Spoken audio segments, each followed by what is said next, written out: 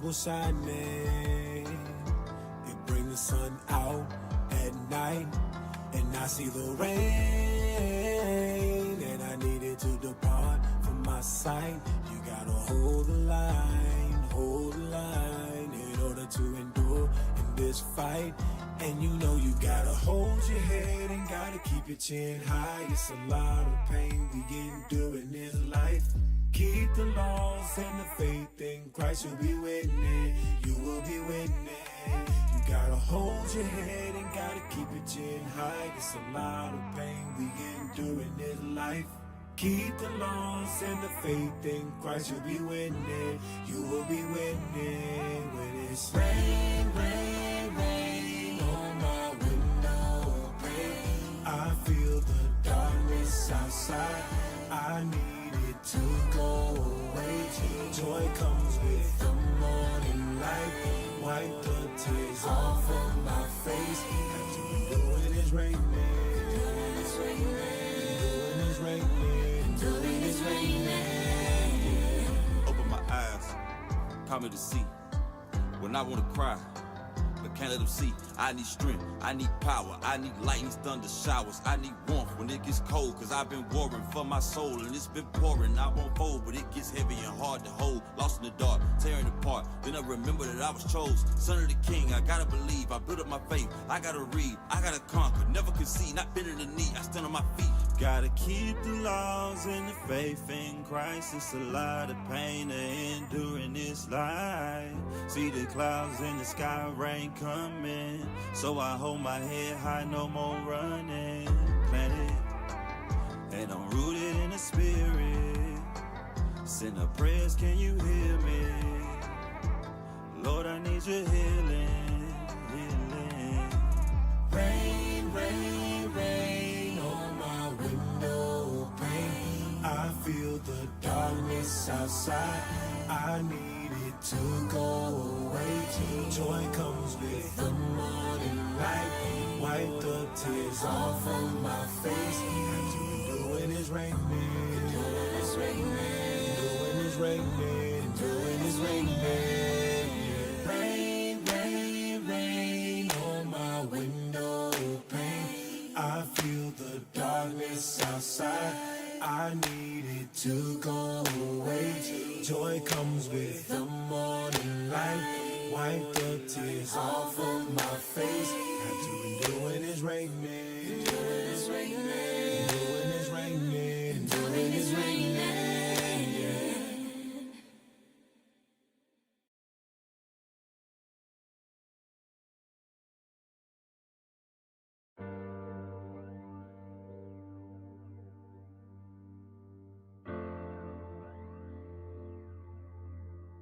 And he took the damsel by the hand and said unto her, Talitha Kumi, which is, being interpreted, damsel, I say unto thee, arise. Wake up! Wake up! Talitha Kumi. Talitha Kumi. Wake up! Wake up! Wake up out of your slumber, wake up out of your sleep, and receive His Spirit. You know I'm talking to the meek. Wake up out of your slumber, wake up out of your sleep, and receive His Spirit. You know I'm talking to the meek. Wake up out of your slumber, wake up out of your sleep, and receive His Spirit. You know I'm talking to the meek. Wake up out of your slumber, wake up out of your sleep, and receive His Spirit. You know I'm talking to the meek. Yo, resurrected, elected from the grave. I ain't worried about a demon defeating me, not today. I'ma stand on my feet with the meek. We on the way, dry bones in the valley. I'm rallying for the saved. Dry bones in the valley, living but underpaid. Holy Spirit, make your presence known. We need change. Holy Spirit, make your presence known. We feel shame. Holy Spirit, make your presence known. We need flames. As hard as these words words is simply just the canvas that I wrote on. Can't supplement the faith, no creatine, but it's so strong. In our youth, we used to hit the block, getting our roll on. Now we take the gospel to the blocks we so dope on. Those that tried to stop our faith, we told them so long. The rise of my people with these heathens trying to prolong. Been through so much, but we still gotta hold on. Like back when the lights was off, we turned the stove on. Searching for warmth in these cold streets. Oh, since we woke up the truth, we can't get no sleep. My thoughts so deep, trying to get my folks to see the picture, but we hitting rock bottom, trying to wrestle with the scriptures. It's crazy, demonic forces messing with your mental health. Got all five senses, but you still lack sense of self. Without the Lord, your life sagging, gon' get a belt. And like that old Jordan commercial, stop and get some help. Please, W-A-K-E, U-P, open up your KJV. We shaking up the world so you can't stay asleep. When you open up your eyes, they see IUIC, we on our grind. Bring a light to the world, let a star shine. So we pray without ceasing for our kind. Gotta stack them up to the third heaven. It's that time again. Yeah. Ya es la hora. You know, power hour. Ponle atención, classes in session. Tune in for an hour, maybe more, that's a blessing. Learn from the captains and the leadership. Flee from religion, cause them churches never teaching Everything you learn for your benefit. Line upon line is a requisite. Never take a deficit, yeah. That mean you take a loss if you stray from the way. You get the understanding if you study every day. Apply what you learn and bless when you pray. There's one interpretation, man, it say what it say. Ya venía el tiempo, entra para el templo, aprende del maestro con talento. La Biblia es el centro, usando a Israel como instrumento. No te pierdas en doctrina como viento. Estudia y ora y aplica. Tiempo para Dios, ven, hace una cita. Escritura dinamita, morenos y hispanos israelitas. Oye cómo explica Israel unido en Cristo para la vida, nunca se divida. Tune in, it's the power hour. Learn your family history, don't be a coward. Yeah. Tune in, it's the power hour. I said learn your family history, don't be a coward. Yeah, history to learn. It's the power hour. The 11th hour. Tune in to your history. You know it ain't no history. Power hour. The 11th hour. You gon' know your history. 11th hour. Power hour. Yeah, now you rockin' with the deacon while you waiting on the weekend. From the tribe of Ephraim, but don't call him Puerto Rican. That's a byword, those ain't names, it's God-given. Fighting from oppression to saving all guys, chillin', giving light to the people. Don't let the devil beat you when you have at your disposal all these leaders that can teach you how to fight fornication, eat in moderation, correcting all these marriages and self-examination. All these different topics getting covered plus a lot more. You probably sleeping if you thinking this is not war. All these different topics getting covered plus a lot more. Just tune in and we gon' tell you what to watch for. Yeah, the power hour. You know, it's the power hour. Yeah, the power hour. Yeah. Shalom, shalom. Welcome to the Power Hour Plus. Yeah. Can you, I probably should have. Up a little bit. Testing. All right, that's better. What's going on, y'all? We back. Can y'all hear me? Nah, not really. 1 2 1 2. Sounds low on my side too. Yeah. Let me turn y'all up. Yeah, let us know. No, you don't got to turn me up no more. I was good where I was. Why are you touching my... No, I think I turned them up. 'Cause I think yours is the first one. He's the first, yeah. Yeah. Oh, Jesus. I mean, it barely registers in there, but it is what it is. We're starting late today because you guys didn't show up on time, so it's appropriate that your mics wouldn't be working properly. I'm Deacon Yashua, by the way. Officer Asher. Officer Rubio. Officer Tobias. Wow, yours actually sounds all right for the first time in weeks. Man. I showed up on time. Bro, you walked in like after. I was here early. So how come you weren't in here so that you could do the sound I had test? to wait for Officer Othani to search and do everything they were doing. But I was here on time. So my mic works. I don't know. We got to reassess this whole process. I was here early. Man. I don't know what's going on. See, I'm back though. Yeah, we in the thing. building. It's been what, like Let's go. 3 weeks? 2 weeks. No, Oh, it's okay, 2 2 weeks, bro. Relax. It seems like a while. I mean, we could have had a live show last week, but you decided to go off on some adventures. Dude, tell us where you were. Right. Tell us where you were, Officer Asher. So I went to the east. I went to Savannah. Right. Then I went to South Carolina. Okay. Where I ended up seeing some officers. Captain REA ended up being there. Okay, he's already full of crap. Right. Hey, shout out! Someone said the clothing line is fire. They love it. They loving the new OR stuff. Yeah, all praises. We've been getting a lot of good feedback on that. We'll talk about that when we get to our segment. So I don't know. I have a term. I don't know if I'm the originator of it. I think I'm the first one to have said it. All right. It's called cupcaking. All right. It's called cupcaking. Right. And whether it was me, whether it was of God, I don't know where the term came from, but I know it's at least proliferated with myself. So Asher trying to be slick, Man, like so you can't fully trust somebody like that. Now I'm looking at him sideways.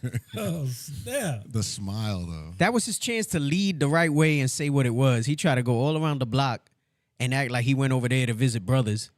I mean, He got like no ties to there. Damn. Except for one thing. So Asher, David knows what's up. He went to Cupcake. right. And remember, I've gotten over things where I said, like, dating is not really our thing or whatever. But I don't know, these brothers, sisters, I get it. They remember, like, just the psychology of how they raised and stuff. They need that. Right. But I'm seeing grown men that feel the need to go cupcake, which is like to go date the sisters that they're proving. Like, they got to go on ice cream dates, movie, cotton candy, Damn. sharing popcorn. Oh shit. Touching knees together, right? Oh, everybody putting the cupcakes. That's crazy. So Officer Mike, in honor of Officer Asher, let's give him his theme song. Uh-oh. Oh shit. It's You got theme a song? I don't know what this is.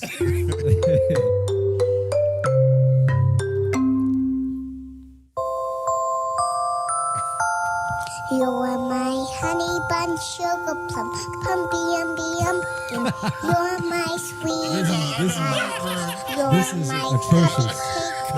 drops, you're the apple of my eye. And I love you so, and I want you to know that I'll always be right here. And I love to sing two songs to you This is crazy. because you are so dear. With the bars. Bruh. With the bars. That is the Cuppy Cake song, Cuppy cake. and it is now yours. My gift to you is I dedicate this song to your cupcaking ways. Jesus. What do you have to say about that, sir? Right now I'm speechless because I don't want to be attributed to such a song and displays. You see, I was gonna give you mercy if you would have led right, and I wasn't gonna play the song. But you started with your BS talking about he went to visit the brother here, he went to do this there. I was gonna Is that- get that. I was hitting the highlights. Nah, bro. I was hitting the highlights. That's yours now. Oh man. And any other brother that cupcakes. Oh God. Damn. Look, I'm not saying don't go do it. You want to go and whatever. Right. I'm just like, damn, bro. Like my man had to take a plane in this economy. This is true.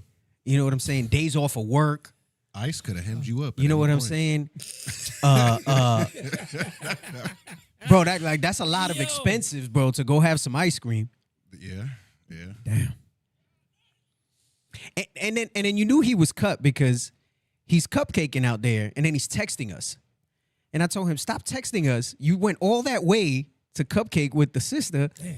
I said, at least give her your undivided attention. Like, you know what I'm saying? Like, you could tell he was conflicted in his spirit.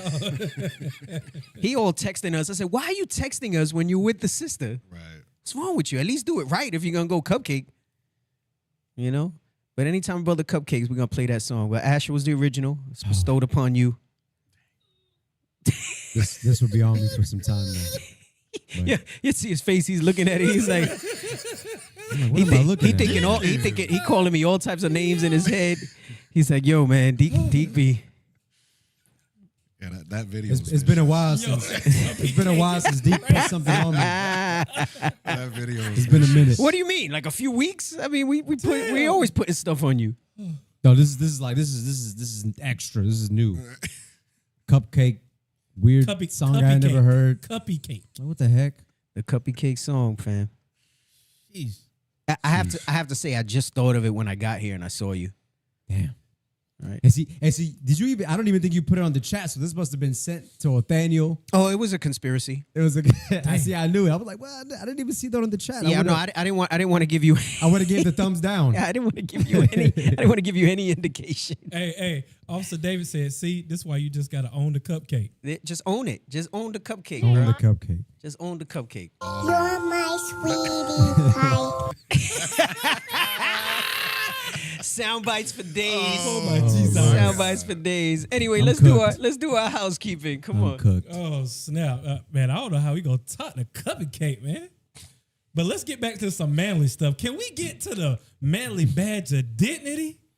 Claude, have mercy. Let's go. Deke, what's the center tonight?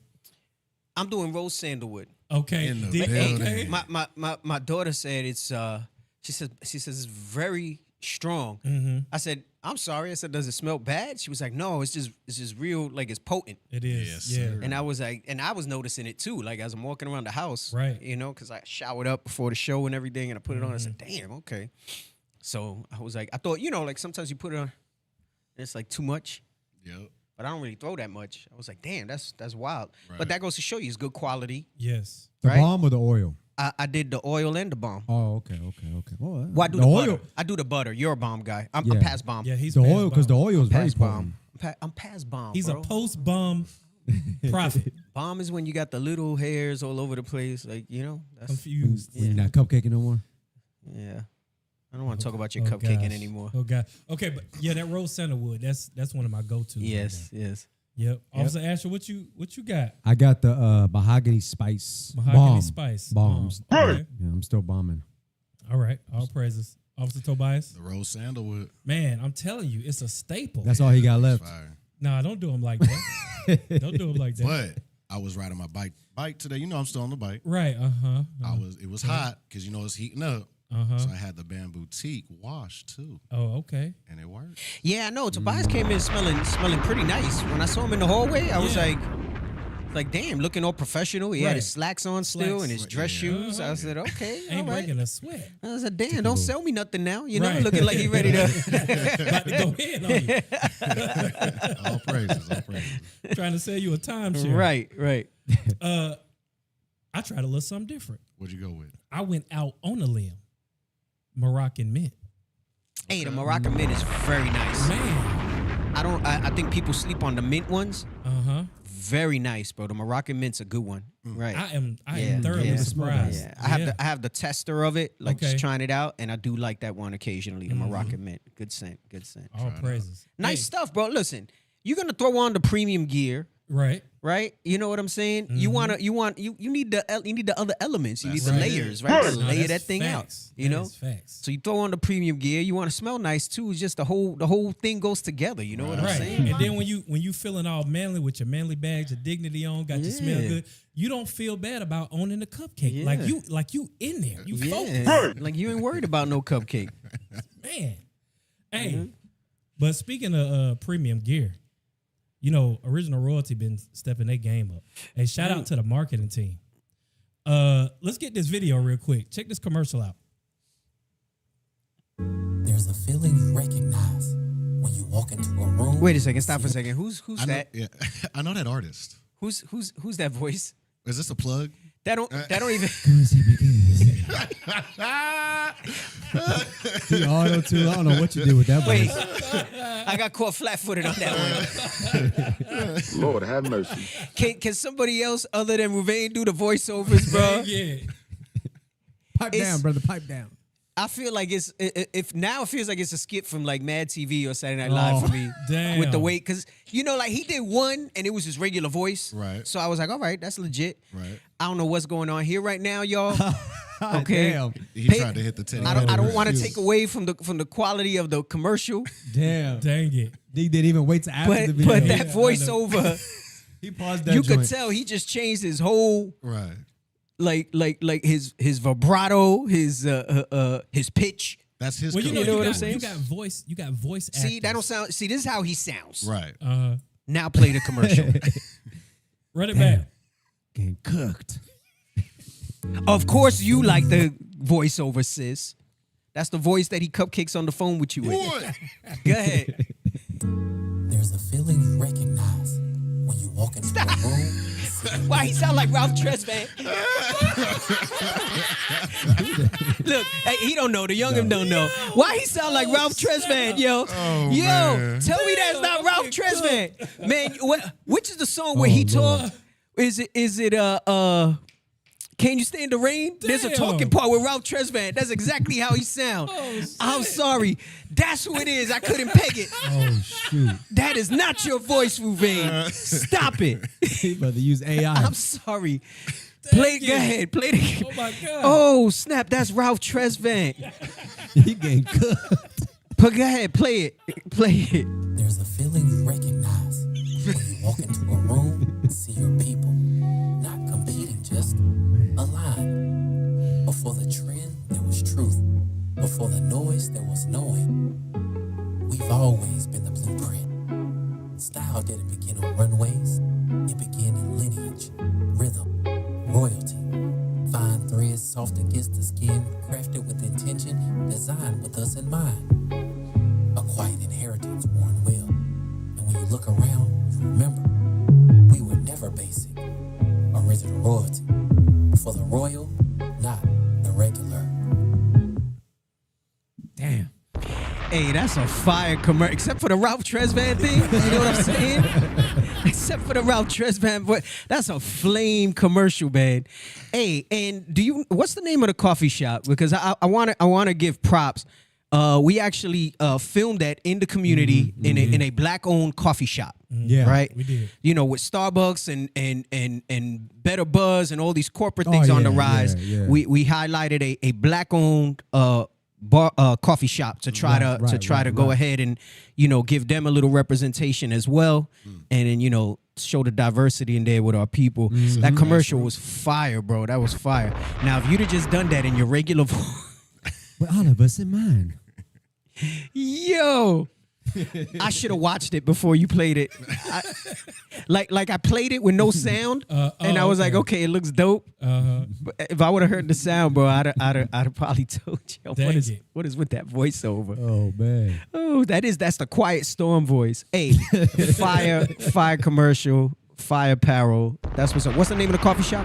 Grassroots. Yeah. Grassroots in Phoenix. Yes. In Phoenix. Downtown, near downtown. Yeah. All praises. Nice looking Shout little out shop. to Sister Nayava. She's the one who actually found it. Wow. All Yeah, praises. that's All right. right. Okay. Yeah. Look at that ingenuity. Shout out to Sister Nayava. Fire. Shout out to Ruvain and the marketing team and everybody helping him out with all the concepts for that. That was dope. Except for the voice.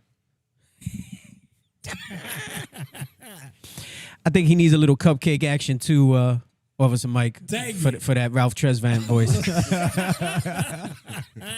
You might need to give him a little cupcake. Oh, snap. Give him a little cupcake. Y'all gotta have that one ready, bro. You're my sweetie pie. That's all right. I'll own it, though. Oh man. Snap. Dick Yeah, is cooking everybody today. it's been.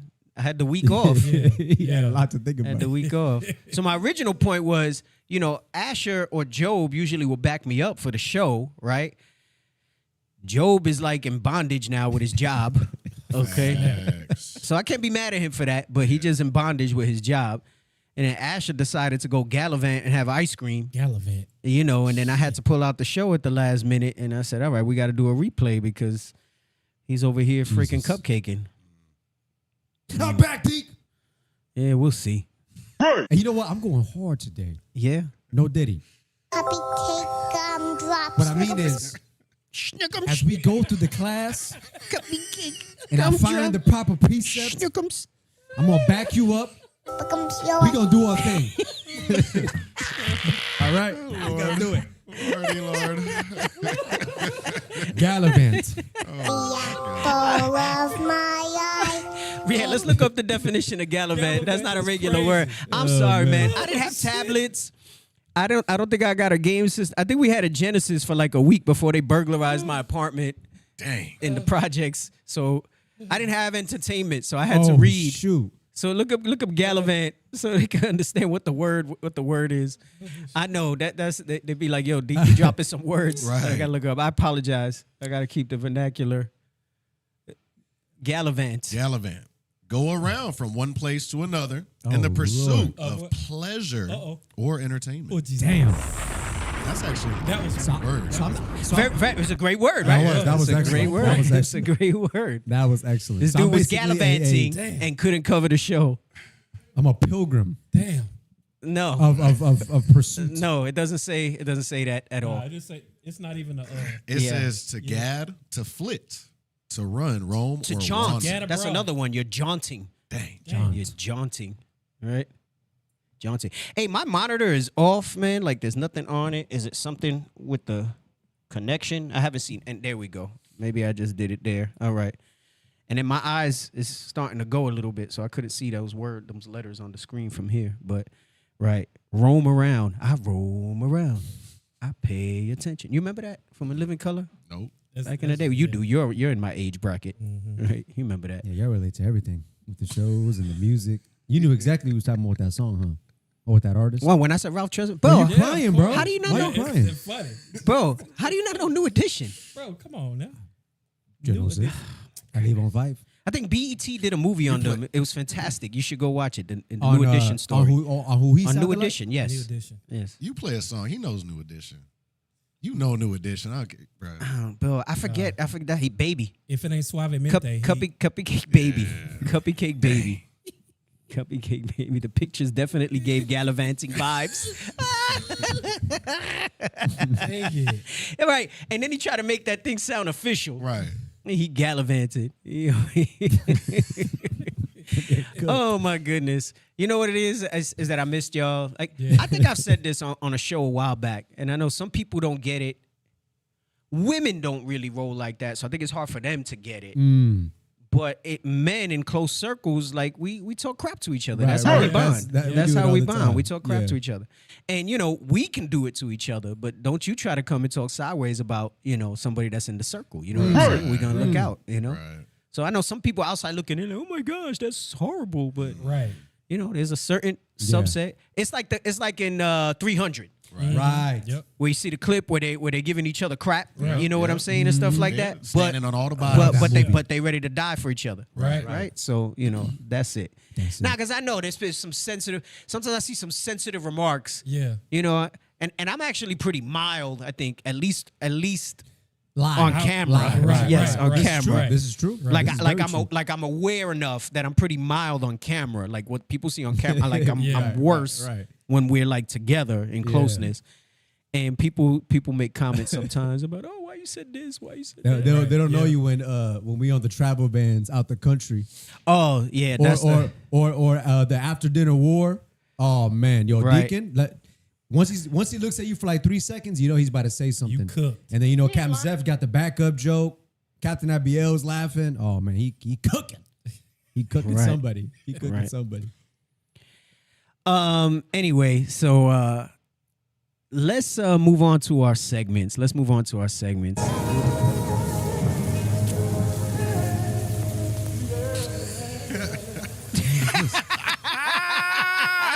Now you need the talking part. That was good though. That was good. What is happening? That was good. Can you stand the rain? That is That's a dope song. Oh, that's though. the classic song. though. That's They a said, dope "Oh, that's a song. song." That's a dope song. All right, let me see what clips I want to show. We're gonna get to the main topic. I'll tell you right now, we started late. On top of that, I had way too much stuff. See what happens when I don't do the show? I keep building It piles material. up. Yeah. And as it was, I think I still had a lot of stuff prior to that. So I had to narrow the focus because last time I spoke about Iran and some other stuff. Oh, And yeah. there's so much going on. I want to talk about a lot of stuff today. But I'm gonna try to keep it focused because nobody yet that I've really seen is talking heavily about Cuba as far as IUIC shows and stuff like that. Right. And that's lost a little attention. So I'm gonna give it some spotlight. And then maybe some of the other stuff I'll talk about. I don't know. It's just, man, it's a lot of stuff. Every day. That's It's a a lot. lot of news. It's a lot of Jews. It's definitely a plus A lot of day. stuff. It's a lot of stuff with a lot of Jews. It's a lot of Jews. It's a lot of Yeah. Jews. A lot of Jews. A lot of Jews. They definitely, they definitely being revealed. Like even non-believers are seeing them for what they are. Right. You know what I'm saying? Like, as a matter of fact, there is one that I'll put. I'm gonna send it to y'all. All right. I don't know if y'all want to say something while I look for this to send it to him. On that vein, they looking to you, Ash. Are you cupcaking on the side there? Like, I was thinking, I was saying, you know what? Should I try to use a scripture to basically justify my gallivanting? We still on that? But you say, you know what? I can't think. I just gotta own it. well, I gotta take you're it. not coming back. That's because that's what you were doing. Even the evidence online shows They- that. oh my God. Oh my Did it snap. in the OR. He did it. Oh my God. That's Why what he gotta was be doing. Why gotta be a pink cupcake, man? You couldn't That's have. what he You was- could have put up a manly brown cupcake or something. You're A black my cupcake or something. That's the birthday cake, puppy cake. Dang Hey, it. hey, get Romans real quick, 13 verse 11. Romans 13 verse 11, because Deacon did make a great point in regards to Cuba not really being covered, and we forget about Cuba because it's a small island. They've been a dictatorship for so long, so the people miss. The people don't really regard Cuba because they're not worried about the people that's there. But let's see what Romans 13:11 says. The book of Romans, chapter 13 and verse 11. And that, knowing the time, that now it is high time to awake out of sleep. So we know the times that we're in. We see Israel being revealed as the wicked, right? Or the ones that say that they're Israel, who are really Amalek, right? The so-called white man claiming to be us. Right. We see them being revealed through the wars. We see them being revealed through the evil. All the stuff that's being showed on social media, all this is showing that this man is evil. Just think about all the stuff that's going on is being put in the forefront. The Bible says, knowing the time, that it is high time to awake out of sleep. So all you guys that are out there, all you sisters that are out there, y'all got to recognize the stuff that's going on right now is showing proof that we are in these last days. Esau's being revealed. He's being manifest. And he's showing to be the wicked of the earth. Cuba ain't being spoken about, but it's going to be spoken about right now. And we're going to expose all the evil that they've been doing to Cuba, that they've been doing to Cuba since way back. Because I know Deacon had posted some stuff that's going to show some stuff from way back. Right. So this ain't nothing new. Right. They've been doing this, just like they've been doing it with Venezuela and the other countries as well. That's All right. That's a great pick. Great pick. Hey, so show this. So I was saying there's so much going on. I'm not going to be able to get into too much of this other stuff too heavily because I want to narrow the focus so I could cover it. It's amazing to me how I'm still able to I was thinking about it driving over here, how casually, the show is supposed to be 2 hours, right? But, we take the It never liberty is. sometimes because we don't really have anybody behind us because we're the last show on Wednesdays. Right. And we go a little over. Right. And I was just thinking about how fast the time flies. And I know our opening segments, anywhere from 45 to an hour, but that's part of people like some of those things. That's part of what we do. And then we switch gears. But the point is I could easily probably do 6 hours on some of these topics. And feel like it's 3. Marathon. And Right. feel like it's 3, right? Yeah, Exactly, it just right? flies. So what I'm saying is that what you're seeing now, I was talking with Bishop the other day, just periodically we talk and, we're talking about some other stuff and I just told him how, it's so crazy that my head is spinning with so much information, right? Like the mouth of the dragon is on levels that we haven't seen. And I don't want to go too far because I want to do my segments. I'm just going to show this one piece. And then remind me to come back to the mouth of the dragon because there's something that I sent you. It's an Instagram link from the Humanity Archive. And I posted some scriptures that go into that as well. And I will go into that before I go into the Cuba thing, right? But I wanted to show this one piece because, there's so much happening from week to week that I want to say that I'll go over stuff that I don't have like you guys don't even know what I'm not going over because of all the content that I've sent in, Right. where we try to gather this on the page. And it's a lot. And shout out to IT. I'm not always the most organized. In the moment I'll see something and I drop it to them. And they do a pretty good job of trying to catalog it for me. So I know a lot of times, sometimes I try to number it and let them know. A lot of times I'm just pull this, pull that, And then they do a good job because they'll hear me say something and they'll remember something. So, they also got to screen a lot of the content. Yeah. Right. Yeah. So it is a lot. It is Download. demanding. So, I know I get on them and stuff like that, but, They do their thing. yeah. Shout out to Shout out to to that. holding They don't it need no down. back rubbing and stuff like that. All right. But, Right. because then they'll Can't get do soft. too much. No, you got to stay. You got to be rough with them, Iron sharpens iron. Right. Mm-hmm. But the world at large, even non-believers, are starting to see the lie and the blasphemy, right? Right. Of them that say they're Jews and are not, right? Look at this post, right? And it goes to show you, because you even got Edomites and non-believers like hip to what's happening, right? Yep. Go ahead. David Friedman. Last night, Tucker Carlson acknowledged, as a Christian, the biblical mandate to bless Israel, but suggested that the government of Benjamin Netanyahu was not biblical Israel. Right. Damn. So he's saying Yeah. it. He's saying it sarcastically. This David Friedman guy, because he's a fake Jew, and he's saying, it's one thing when we say it, right? Because as far as the world's concerned, we're the base things, right? Right, We're niggas. we're niggas and spicks, Right. right? So they don't really, they're like whatever. We're just being racist. But now you got other white people saying the same thing, Right.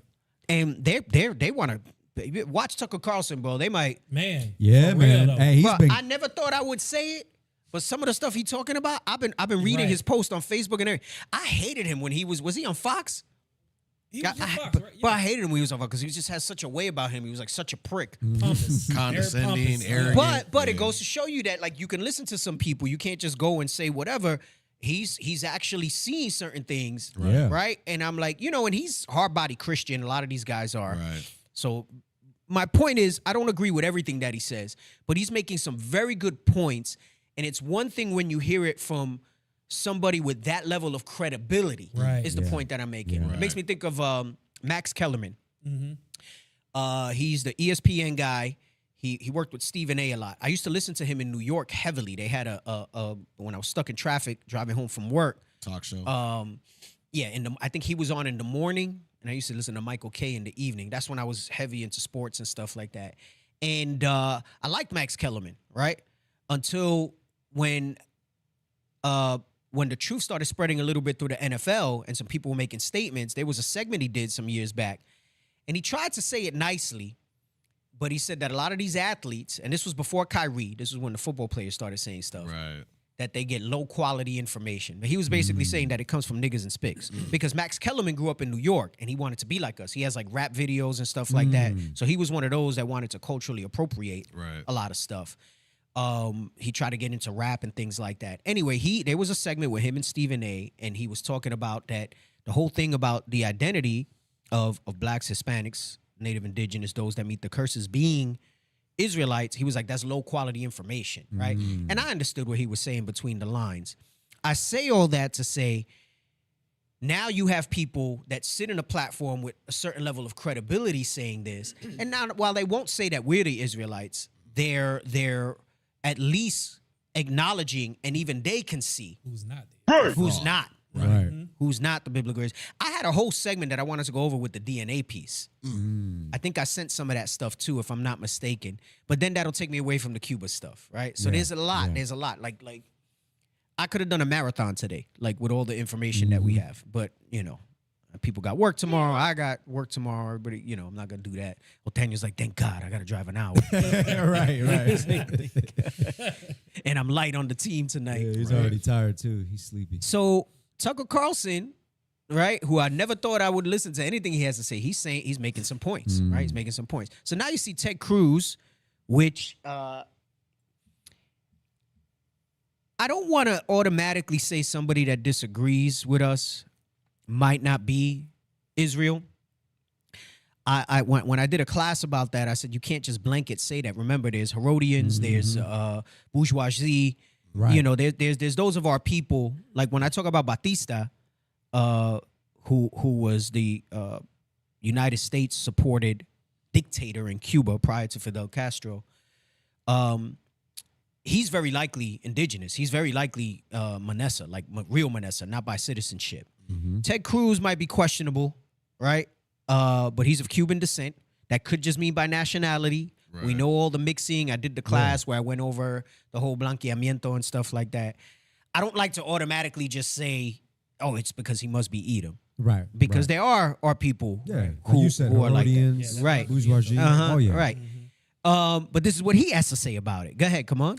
Ted Cruz, exactly right. And yes, Tucker really argued that when the Bible says Israel, it doesn't mean Israel. Now, here's the punchline, and as I'm saying, people are getting hip to it. Let's read this one. Dave Descamps. Uh-huh. If I name my son Jesus, would you worship him as God because he has the same name as the Jesus from the Bible? Right. Now, listen, maybe that went over some people's heads.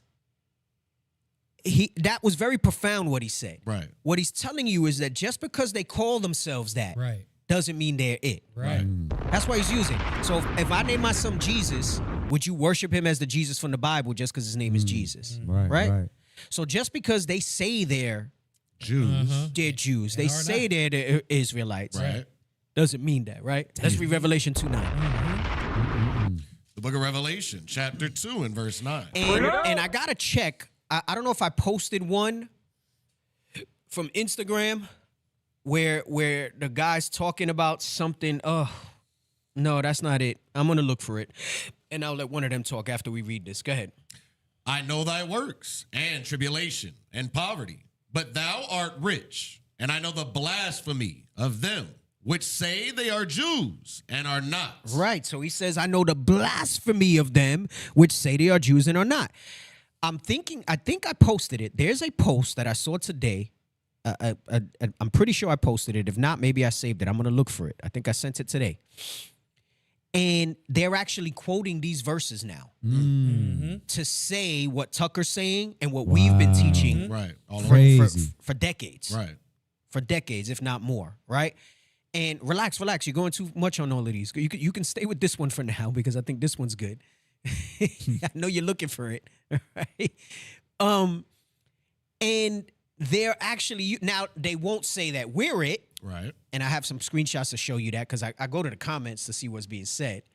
But they're at least acknowledging that those people are not. They're not the Jews. Just in name. They're not the people are seeing it. Like they understand, and people are looking at the information with the Balfour Declaration and what they did and how they Right. took the land. Bro, I got one about the DNA I said, damn. I mean, we've been talking about, I've been saying it for years. I've spoken about it. I think Deacon Athan goes heavy into it because they try to say genetically they match it. But I found another post where somebody says they acknowledge that it's not source DNA. It's basically somebody that said they were Jew and they use that as the source DNA. And it's Amalekite DNA. It's Edomite Right, DNA. So they rewrote the DNA. No. So what they're using as the base, in order to compare genetic samples, you have to get to the point where you acknowledge, and there's a consensus, that this genetic sample represents this people. Yeah. This one represents that people, right? And so on and so forth. So what does that mean? Let me try to put it more plainly. You would have to try to find the bones of a real Israelite, right? A Hebrew, right? A dark-skinned Hebrew, because it says they were dark-skinned, right? You would have to find a Hebrew bone sample and use that DNA as the source DNA. They didn't do that. They went to the people that claimed it, took one of the oldest ones that they did. I have the link for it, but like I said, it's going to go somewhere else with the class.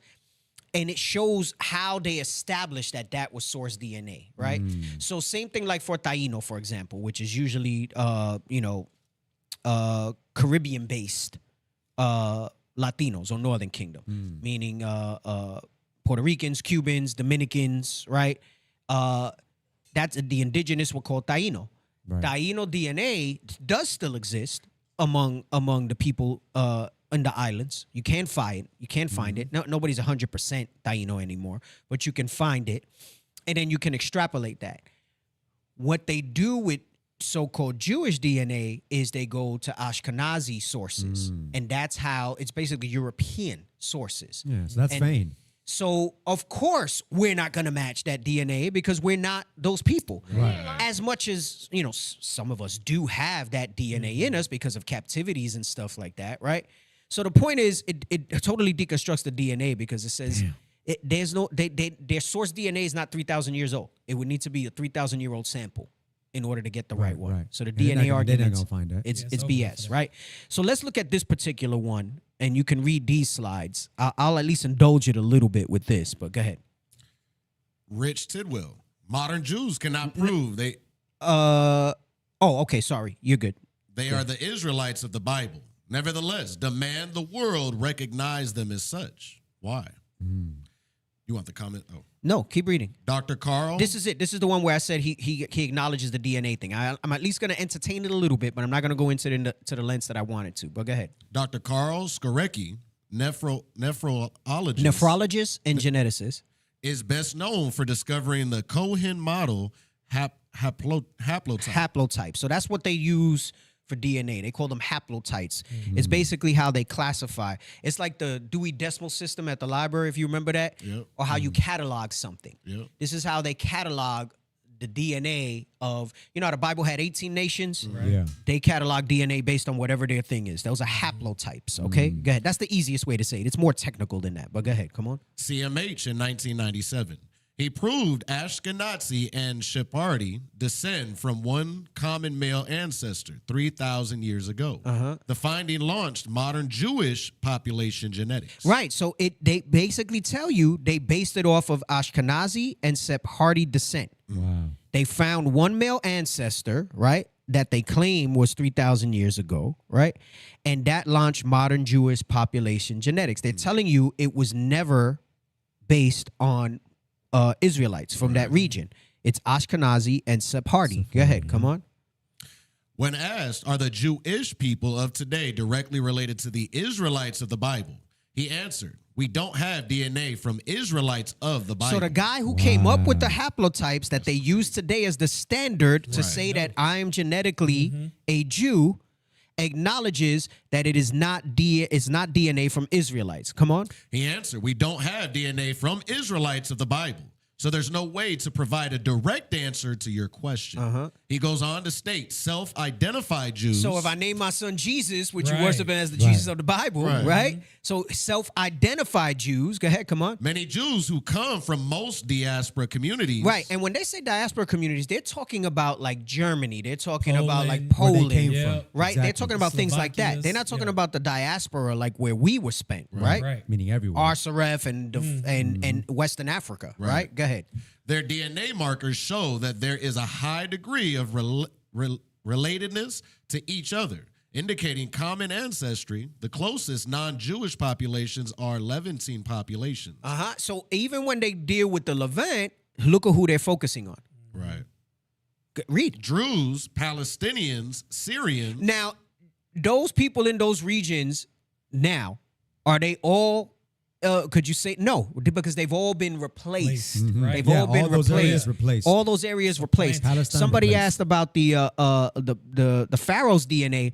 First of all, Egyptians were never Hebrews. Right. So even if you found some of their DNA, that doesn't prove anything except that who they were. And then remember, most people see who predominates Egypt today? Arabs. Arabs, right? And at one time, it was heavily Greek. Right. So there was a lot of mixing up with Right. what went down in there. So that doesn't prove anything except maybe at best that they were real Egyptians, which were dark skinned, right? Not the light skin variation that live there now. But go ahead, come on. Rather than their non-Jewish neighbors in the diaspora.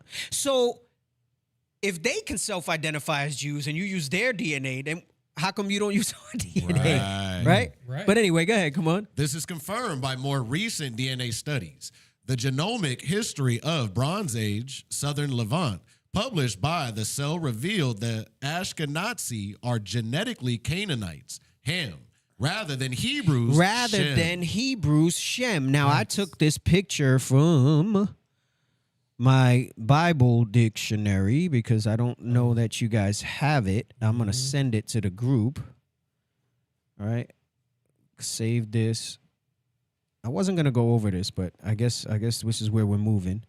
Just so we can show the significance of that, right? Because he makes a statement there, but then it's not backed up with anything. Hold on. Come on. Why is it doing this? Is it the internet? Is it my phone? Hold on. Okay, hold on. I'm going to send you this, and then I'm going to check if that's the one that I said. All right? Go ahead. Do you want the next, or you want the definition? No, read that part again, and then they're going to show this picture, right? No genetic study. Nope. The genomic history of the Bronze Age. Start from there. This is confirmed by more recent DNA studies. The genomic history of the Bronze Age Southern Levant, published by the Cell, revealed the Ashkenazi are genetically Canaanites, Ham, rather than Hebrews, Shem. Right. So where does that come from? Why does that have significance? People, so the common person might not know what's being said there, right?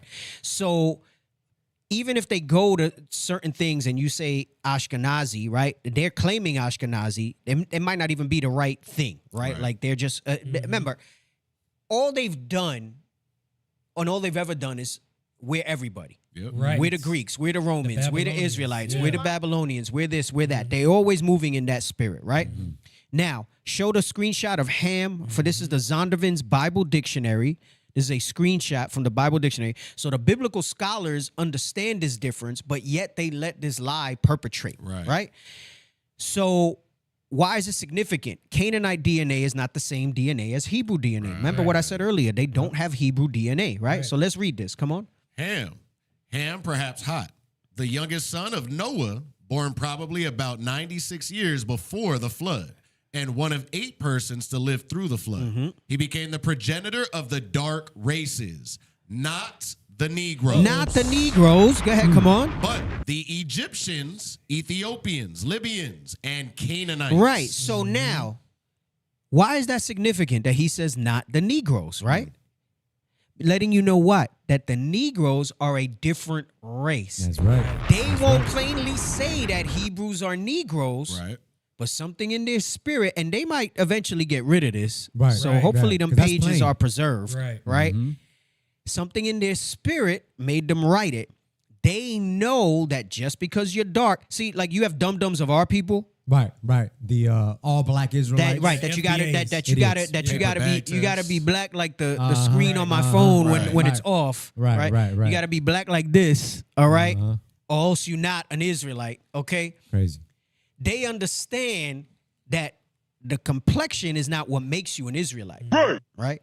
It's the bloodline and the descendancy, which you identify through the curses and through scriptures like 2 Ezra 13, right? That you can look at and you see who fits those type of things, right? That the scriptures speaks about. So when they say not the Negroes, they just dropped something on most people that goes over their head, letting you know that Negroes are of a different stock. You are not African. You can be an African. Not to say that there's not Israelites still in Africa. That's where we fled because we were dark skinned, right? Now with mixing and stuff like that, depending on where you are, your complexions vary, right? But you had races that were dark skinned but were different by descendancy. Right. We're not of Ham. Right? We're not of Ham. Okay? We're not of Ham. Okay? Now go back to the Insta thing that we're looking at. Go ahead. No genetic study. No genetic study has extracted DNA from First Temple period Israelite grave sites. Come on. The Cell study utilized DNA extracted from Megiddo, and Ashkelon, both sites being historically riddled with Canaanites. Come on. Dr. Skorecki noted their closest genetic relatives include the Syrians. Interestingly, this is precisely where the 2nd century scientist Ptolemy said the Edomites, the descendants of Esau, originated from. Right.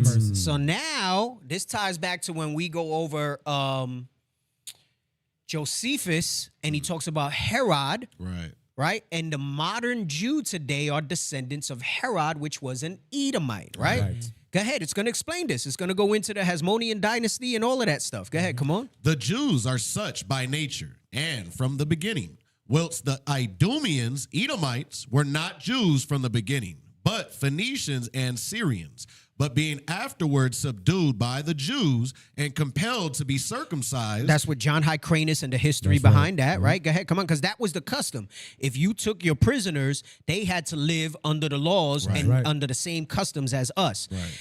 And they had different rights than pure blood Israelites, right? So certain things they were benefited under the law, other things was not equal, right? Like there was no freeing them. You freed Israelites that were in some sort of bound contract to you and stuff like that. They had different rules, right? Go ahead, come on.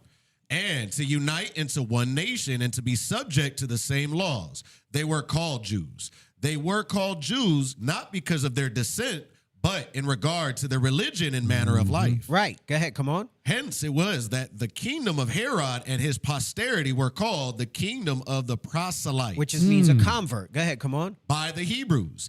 Ammonius de differentia vocabulary. So he's quoting the literature where that information is. Go ahead. Come on. This is confirmed by Antigonus, the last Hasmonean king of Judea, who designated the who denigrated the infamous King Herod as an Idumean, a half-Jew. And Antiquities is going into Josephus, which I just quoted, right? Right. It says something to the effect in Josephus of he liked to think of himself as a true Jew, Yep. but he was an Idumean, which is the Greek word for Edom. Go ahead, come on.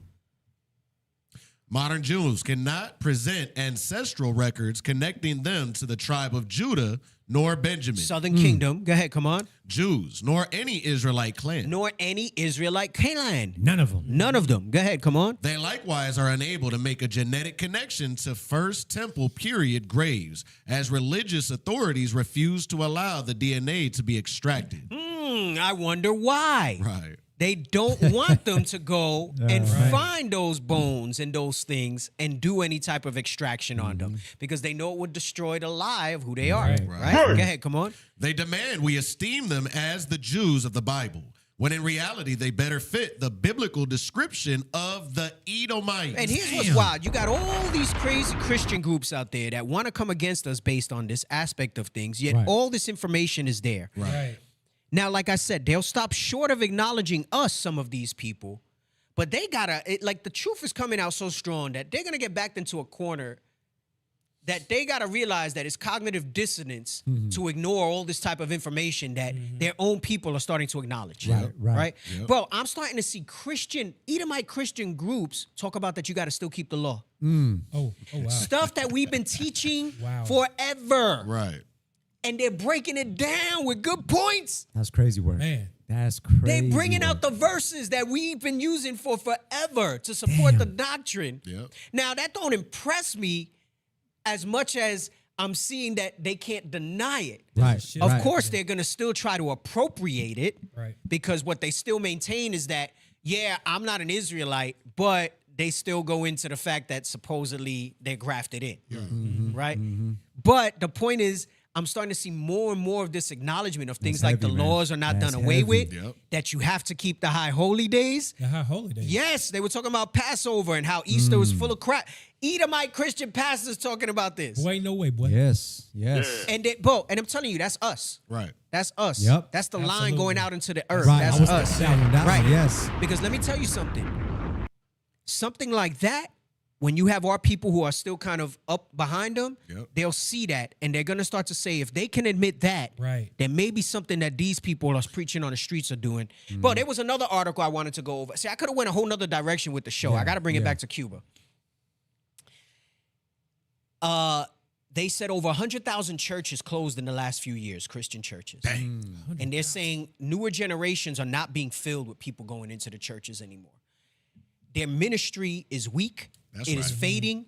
It is folding. It is being seen for the crap and lies that it is. Right. And the article basically goes on and says that a lot of people leave the church because they realize that they don't practice what they preach. Right. You don't find that suspicious? That they try to hide sin. And I Lord's will, I remember to bring this stuff out. If y'all brothers This let is me some heavy remember, because stuff. you know that I drop stuff and I Man. Yeah, there's some heavy stuff right here. just it's a lot. It's a lot. And I got a lot going on. I know we all got a lot going on, but I wish that I could only dedicate myself to scholarly things. Right. But I can't. I got responsibilities that I got to keep the machine. Hold on, don't let me do that. You can bring it. We got to finish this and then you can bring it. All right. And it said something to the effect of about you know that they try to hide the sin. That's why we bring the sin out. Some people don't. Some people feel like a way when we you know like we'll. Remember, the scripture says, them that sin rebuke before all, right? You know, we don't do it on the, once upon a time, we would bring it out on the broadcast, but then we realize people's perceptions aren't ready for that. Right. But you know what I'm saying? Like, there's a way and there's a reason that judgment is brought out the way it does. We're not saying that anybody here is perfect, Right. but we make sure that we put out there when somebody's guilty of something, right? And we show you and we say what it was, right? That's more real and honest And that's the way it was supposed to be when you think about it biblically. So people who get salty that we do that, or they say they're hypocrites, because we're not to condemn anybody. Right. If it's a forgivable sin, and almost all sin is, right? We got to be able to let somebody repent from that, right? Yeah. Now, that's a whole nother thing that I'm working on with a godly sorrow and reproof topic that I've been meditating on, right? It's not as simple as just saying, yeah, that's behind me. There's fruit, meat for repentance that needs to be acknowledged, right? Because you'll have some widows that are on suspension now be like, so why ain't I back yet? Because you still have not displayed any godly sorrow for any of your stuff, right? He ain't lying. Bro, it's a lot. There's like you could tell. There's so much in my head. Yeah.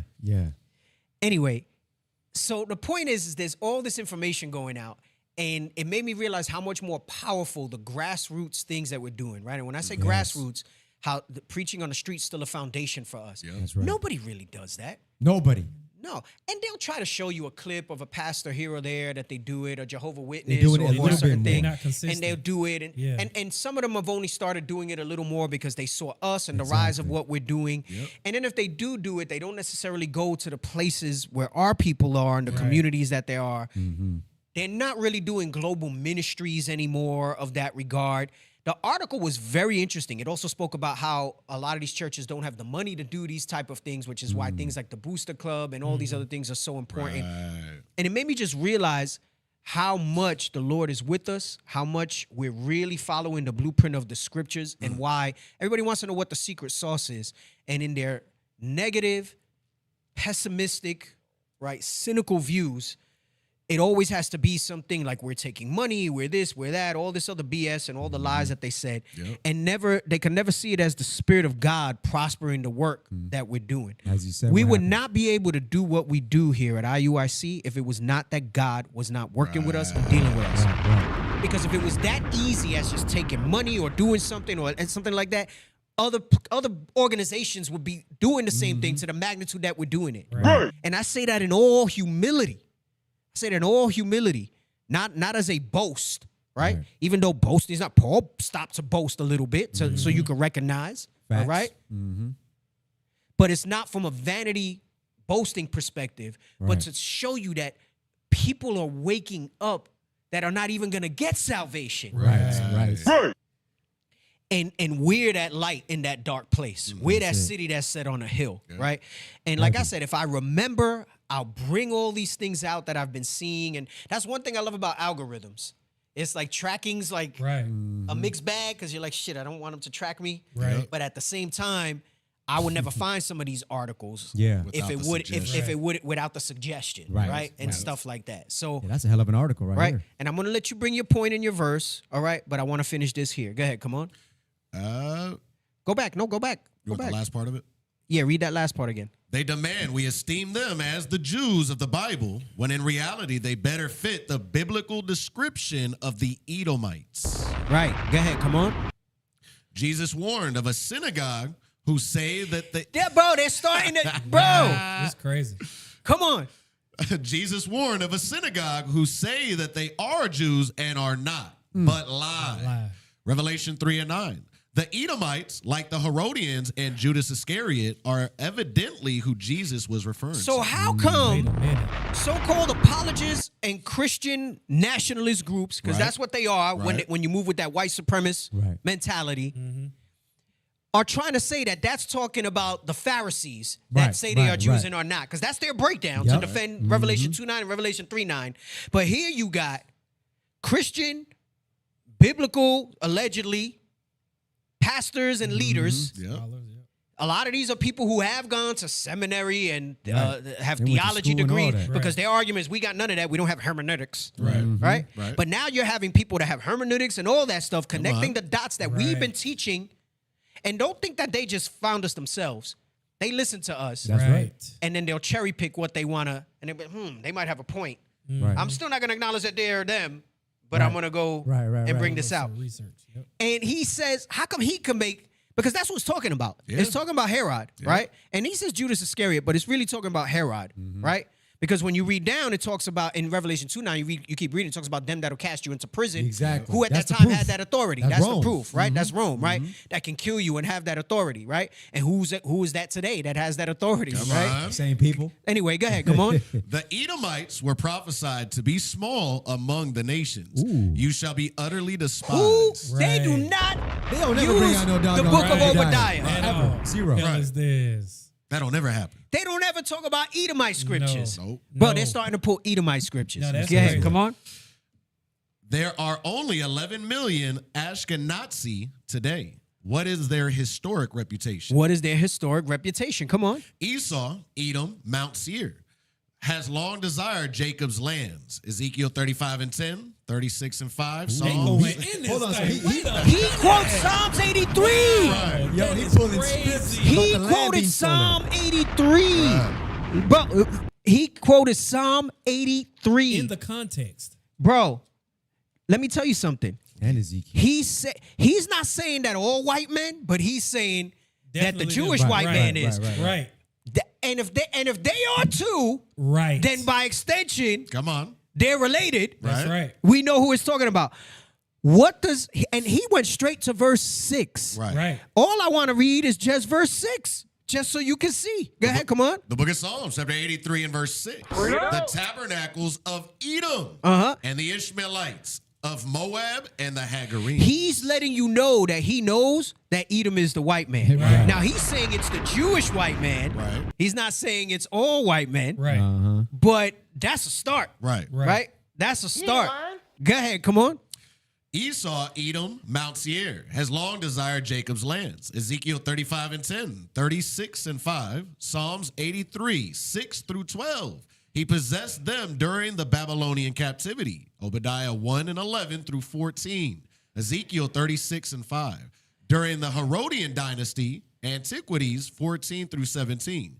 Jewish War 1. Ptolemy on Herod. And is prophesied to possess them in the last days prior to Jesus' second advent. And they're even What is talking this? about the prophecy They gonna at the last days. Right. This dude been researching, boy. Go ahead, come on. Obadiah 1, Zechariah 14:21, and Luke 21, verse 24. Bro, he's to the quoting Gentiles. Zechariah. He going in. He quoting Zechariah, bro. Well, he's going precept upon precept. Right. Get that real quick. Let's go. Yeah, they watching somewhere. The book of Zechariah, chapter 14. You want verse 21? Verse 21. Yea, every pot in Jerusalem and in Judah shall be holiness unto the Lord of hosts, and all they that sacrifice shall come and take of them, and the seed therein. And in that day there shall be no more the Canaanite in the house of the Lord of hosts. Now, he's not making the connection so strongly that the Canaanites are Africans. He's still dealing with only the Edomite part. So he's obviously a little twisted here. But my point is, when has this level of awareness ever come out? There's something powerful when God's word preached properly is in the earth. Right. When I want to tell you something. I'm not saying he looked at us. But when it says the word don't go out void, you have to understand that there's a spirit, right? Yep. Remember how everything was spoken, Yep. right? It wasn't made with hands; it was done by command, right? Right. And that's the power. That's the voice of God. That's the voice that Christ has, Yep. right? And for the word to be out in the consistency that it is, meaning even if somebody wasn't directly taught, that's wisdom in the earth, right? It's the spirit, like you said. It's going out. Right. Their line goeth out. Right. It's not just that you have to hear it and accept it. It permeates. It's kind of like in Star Wars where they talk about the Force and the midi-chlorians. Yep. And the midi-chlorians is the word of God, and it's in everything and in everyone, right? Oh, you cooking. Even if you don't access the power, even if you don't have any ability with the Force, it affects and moves in everybody. It's the source of knowledge and life for everybody, right? That's what it's going into.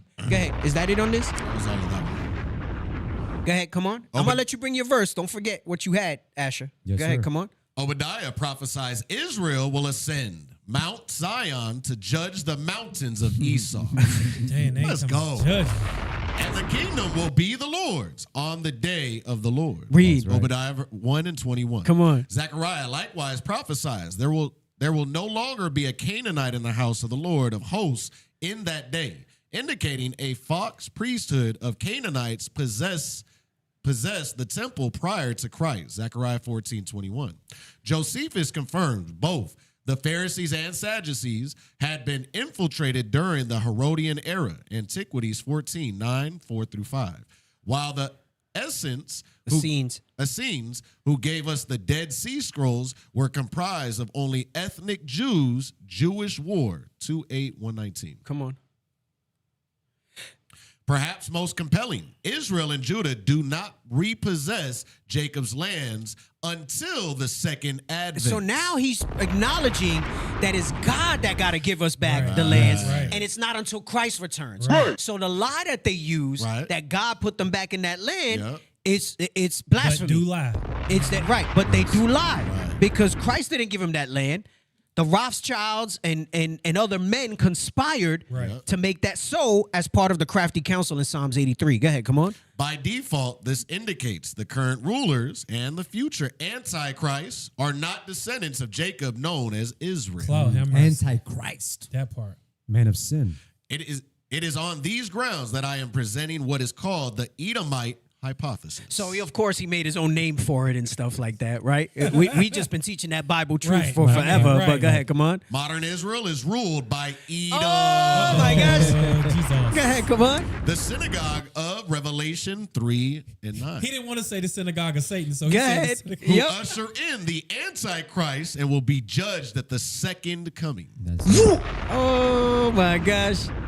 They're the There it is. synagogue of Satan. Yo, that's some Dang heavy it. stuff. Make my teeth white. Woo-wee. Dang it, he did. Man. In a big See, way. I had to bring that up. Now, wait a second. I got to say, you do your verse while I send this picture, Asher. Say what you were going to say. I was actually going to bring this out to you, Deke, to the point that the word is going out so heavily that now Esau is exposing themselves as well as letting the whole world know, listen, the people that are in the land of Israel right now are not God's people. Right. I was going to read this, Deke, if you wanted to break it down. Revelations 12 and verse 15. Read it for Deacon. The book of Revelation, chapter 12 and verse 15. And we're going to read down to 16. Go ahead. And the serpent cast out of his mouth water as a flood after the woman, that he might cause her to be carried away of the flood. Right. So that's all the lies, the media, and not just the media. I got to tell you, it's the consensus of things like genetics and stuff like that. And see, and I'm not going to go into it today. I wanted to bring these verses out when I showed how it's not just the mouth of the dragon and its media anymore. And this goes back to my point with Bishop. And I was telling him how there's so much information coming out on everything that's happening in the earth. And with things like AI and the way the news cycles and the sources of the news, that if you're not grounded in these scriptures, that is so much more important that we don't, even we could get carried away because you don't know what to believe. Right. Not and Yahoo's dead, he's not dead. It's an AI video, it's not an AI video. Now he's at a press conference, now he's not. They're winning the war, they're not. They shot down a plane, they didn't. They can control the information so much so that you don't know what to believe. And it made me think of how, get that verse where it says, if it were possible, they could deceive the very elect. I always understood what the verse meant. Now I understand how powerful it is when you look at stuff like that. And I told him, I said, sometimes I got to lately I feel like I just got to stop. Like I can't look at this information. I got to turn everything off. I can't use it. Like I can't look at all this stuff. And I told him this. I said, I know we've all been teaching it that this is not the end. There's a lot of things clearly that the prophecy's not lining up, chiefly to Jacob's trouble, but there's a lot of other pieces that's not there. Yeah. I said, but one thing that's been in my spirit, and I think it's, I talk about we go through stuff. I want to say depression, but you go through things and you feel a shift in your mood and stuff like that. And sometimes it's life things, and normally you weather those, but then sometimes something hits your spirit. And I said, we're living in consequential times. That's what I told them. I said, and what I mean by that is that people like to say there's always wars, there's always this, there's always that, there's always sickness, there's flu epidemics and stuff like that. I said, the Lord has really chosen Trump and people around him to really, I said, this is something we're going to look back as milestone moments in the history of our people and the earth. Yeah. That he's really taking this period to push things forward. Nothing's going to be the same after these. I'm going to say starting with 2019, 2020. Yep. Yep. Up until right now, I said these are. I know we talk about contractions and stuff, and some people get excited for every little bit of news, but to me, this is the most. I would say, and I'm not that old, right? 48, but at least for me and what I've seen, and I would dare say for a lot of people, these are some of the most consequential times, not just in the history of Earth. People are gonna go, "What are you talking about? You had the internet and this," and I'm not talking about. Yeah. That. Carnal. I'm talking about biblically. This is some of the most consequential years that we're living through. And right now, even these months, we were just talking before the show, how much more time Trump got? I said, bro, he got 3 more years. And he's done so much already. Right. Remember I did a show, I think the beginning of the year. I said, bro, it's only been 1 year. Yep. Right. And it feels like so much has gone on. And I told Bishop, I said, damn, I said, this is some of the most consequential times. I said, the Most High is moving pieces and setting up the board for the next time these contractions. He not done with this. And for the next time that those contractions come through. I said, anybody that don't acknowledge it and they're just la-di-da moving on. I mean, even if you don't believe in this, you got to realize that this is some of the stuff. Like they're using terms like things are not going to be the same after this. This has changed. That has changed. And you see it. And it's powerful, right? And it's powerful. Did you find that other verse that I wanted? Matthew 24. The book of Matthew, chapter 24 and verse 24. Where there shall arise false Christs and false prophets, and shall show great signs and wonders, insomuch that, if it were possible, they shall deceive the very elect. Now, we know a lot of those signs and wonders goes into things like Christianity, the scientific power, the atomic bomb, and things like that. But I'm going to tell you, we're living in a time with the way this information comes out. I would even say things like AI and this goes into the mouth of the dragon and the flood. Right. The flood is not just the media, but how the media is delivered. Right. It's not just the kung fu or the boxing. It's the actual techniques. Yes. And some of them are more devastating than others. Right. And there's a large amount of people who don't question anything and they just take it for what it is. Damn, there was another freaking link. I think I posted it too, or maybe I saved it. It spoke about, it says something to the effect of how people rally behind one leader and everything else, and you can't do it like power consolidate. Oh, it's about fascism. Right, and you hear people use that term, and you think it's just a political term, but you have to realize how it's we're really living under fascist times, and that's why I say Trump is very consequential. He wants to be consequential, but he wants to be consequential by putting his name on stuff, by forcing things that have been unconventional to a president. And what he doesn't realize is that he's going to be consequential for the base, ignorant kind of neglect that he's done as he's moved through some of these things. And you have people who hold up this world that stand behind politically what he's doing, supporting him or against him. And that's why I say we're on God's side. And if God put this man there to do that, that's why I say, I'm saying what I say about him, but I actually love him because I know that God put him in power. He set him up. And I love, and when I say love is because I love what he's doing, because I can see it in the scriptures. I can see it in the scriptures. It's consequential times. It's consequential times. Make no mistake about it. It's consequential time. I'm not saying don't worry about your life and other things that's happening. Yeah, some heavy stuff. But I don't know. Maybe it's just me. I sit down. I think a lot often. I know most people say they do. I'm not trying to make a competition, but my mind be all over the place sometimes. I gotta focus that thing in and narrow it in. Right, I'm using. Right, it's wild. It's wild out there. But it says if it were possible, they could receive the very elect. Go ahead, come on. Behold, I have told you before. Wherefore, if they shall say unto you, behold, he is in the desert, go not forth. Behold. Oh no, that's it. That's all I wanted on it. Now go back to Asher. There was that next verse. Yeah. Bring Come on. out. Revelation chapter 12 and verse 15. And the serpent cast out of his mouth water as a flood after the woman, that he might cause her to be carried away of the flood. Right, and for a time, I would say that things did kind of have people that way. Yeah. And you see some of that confusion now. But those of us who are most rooted in this, remember I was talking about the word now is It's even letting non-believers not Exactly. be deceived That's anymore. the next part. Right? That's Go ahead, it's come like on. he sent us a life raft. Uh-huh.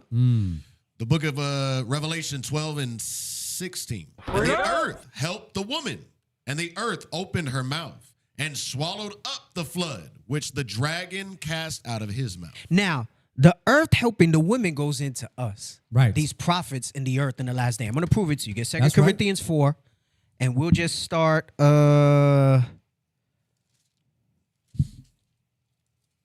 Start at 3. 2 Corinthians chapter 4 and verse 3. But if our gospel be hid, it is hid to them that are lost. This is why you can't you get frustrated, but you can't stay frustrated because people who are lost, remember, it's a summer reserved to eternal darkness. Right. They're never gonna see it, right? And our job is not. I don't want to say the scripture does use words that we got to be persuasive and things like that. You got to try to touch and do that stuff, but you don't drag anybody. Right. You don't chase anybody to give them treasure, right? Go ahead, come on. Verse 4. In whom the God of this world hath blinded the mind. Who's the God of this world? Satan. Right? Satan, the God of this world, right? And that's a small one. It's not talking about our God. We know our God walks under the authority of Satan, right? Satan walks under the authority of our God, correction. But it says the God of this world is going into Satan, right? You read that in Luke when he says, unto me it is given to give all these things. Go ahead, come on. Blinded the minds of them which believe not, lest the light of the glorious gospel of Christ, who is the image of God, should shine unto them. That's when they act like when the disciples asked him, why you speak in parables? He goes, because unto you to know the mysteries.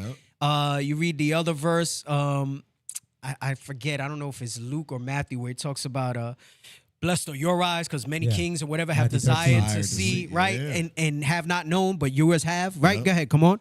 Verse 5. For we preach not ourselves, but Christ Jesus the Lord, and ourselves your servants for Jesus' sake. I'm showing you that the earth is talking about us. Don't forget that verse, right? So it says, and the earth helped the woman, and it's talking about the prophets. There's certain ordained men that were going to be that help from all these lies and confusion that's in the earth, right?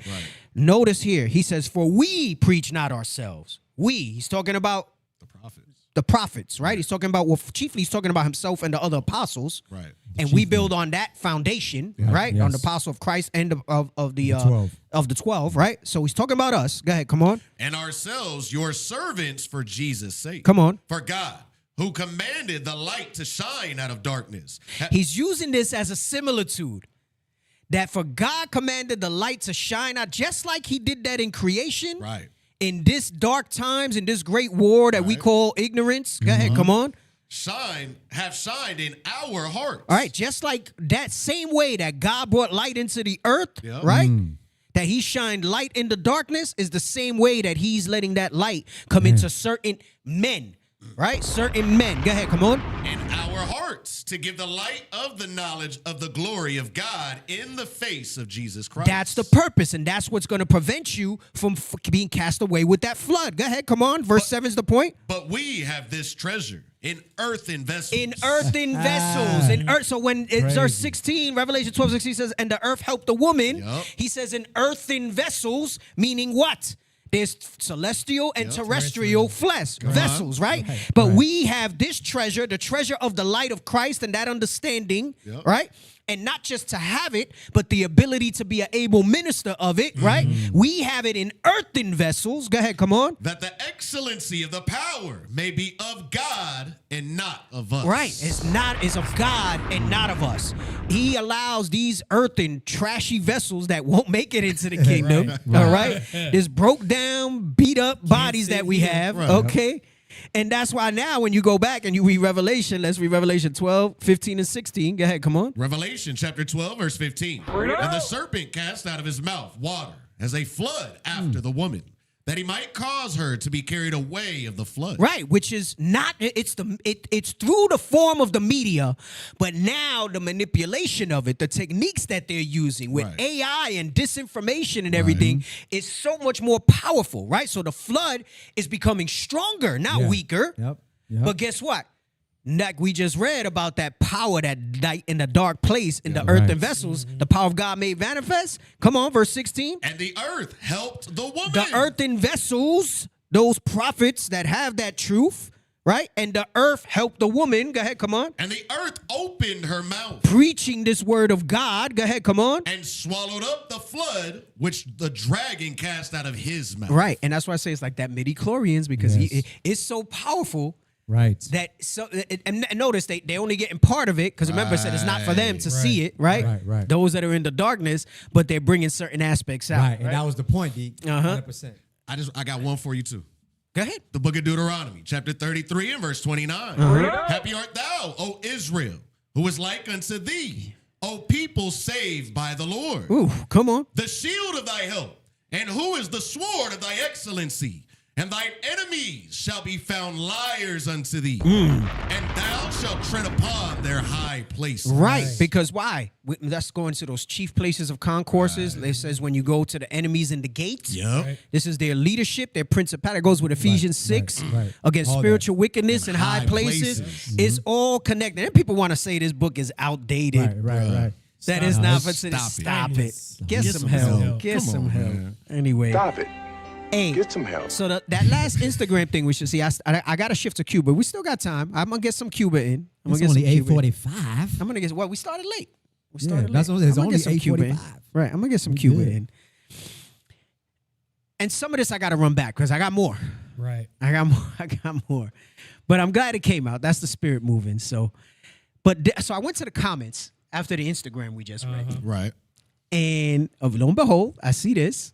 And let's go ahead. Caleb Valiente, Yeah. right? And he says this to the Richard Tidwell guy. Go ahead, come on.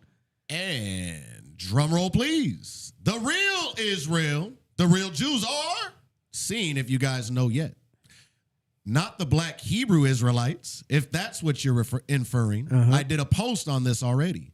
In addition to Canaan, Ham fathered Cush, meaning black. The Cushites, meaning their blackness, are known today as the Ethiopians. Can the Ethiopian change his skin or the leopard his spots? Jeremiah 13 and 23. Ham also fathered Mizraim, now known as the Egyptians. Their own artwork reveals their complexion was between bronze and black. Go to the next one. In other words, simply being of black African descent does not make one an Israelite. He's not wrong. Right. He's not wrong. Go ahead, come on. However, all races can be saved and grafted into Israel by believing in Jesus, our Lord. No, so this is where he get this. What I'm saying. This is what I'm saying. Now we show the Ham thing again because he's basically trying to say all dark people come from Ham. Right. Show the screenshot of from Zondervan's Bible Dictionary. One more again. All right. Go ahead. Ham, the youngest son of Noah, born probably about 96 years before the flood, and one of 8 persons to live through the flood.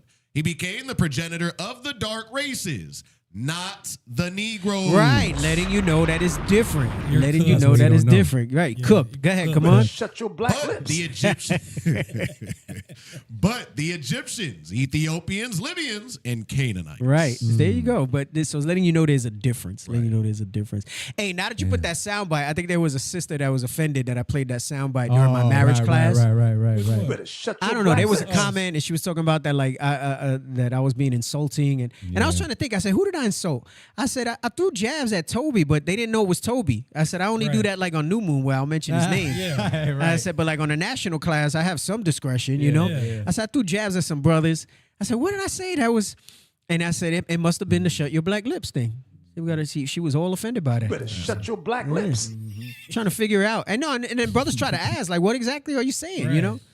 I mean, I know I'm direct and I can be very Blunt. Candid. unfiltered sometimes, but I'm not like malicious No. in when I say things. You know what I'm saying? No. And typically it kind of just lightens the mood. Like it's not like it's just random that I start, pops in my head because it's relevant to something I'm going over. But Right. I was just like, damn, so I take consideration. I got to realize, like. we don't want to be using opprobrious words. Sometimes that something will slip, but you want to not, It happens. so I get it. Yourself. Right. Right.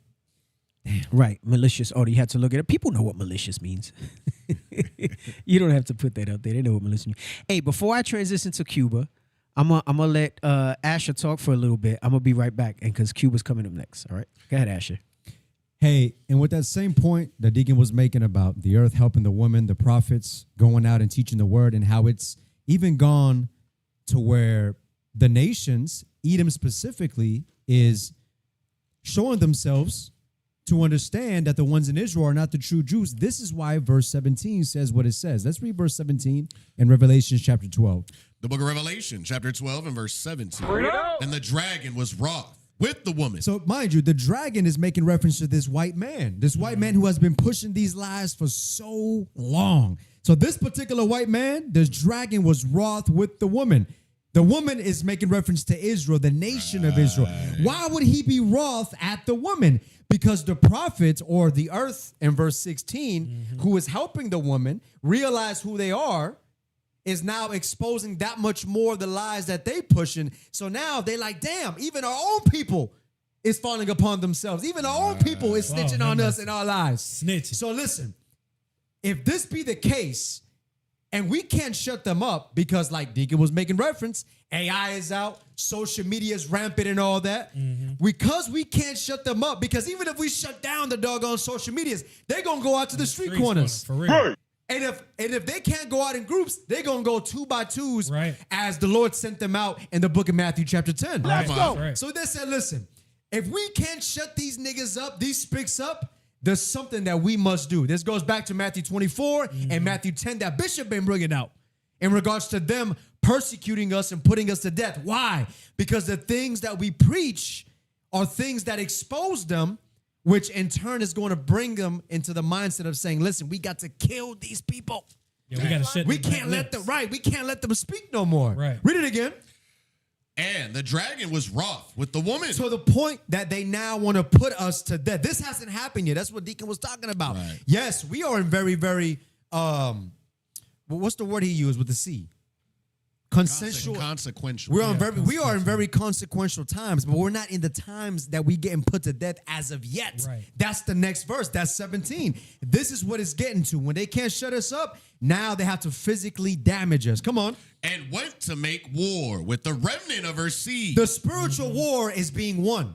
Right. We are winning that war by a long shot. Right. So this ain't spiritual no more because that's already been handled. We handling that right now to the point they talking about they ain't the people of the book.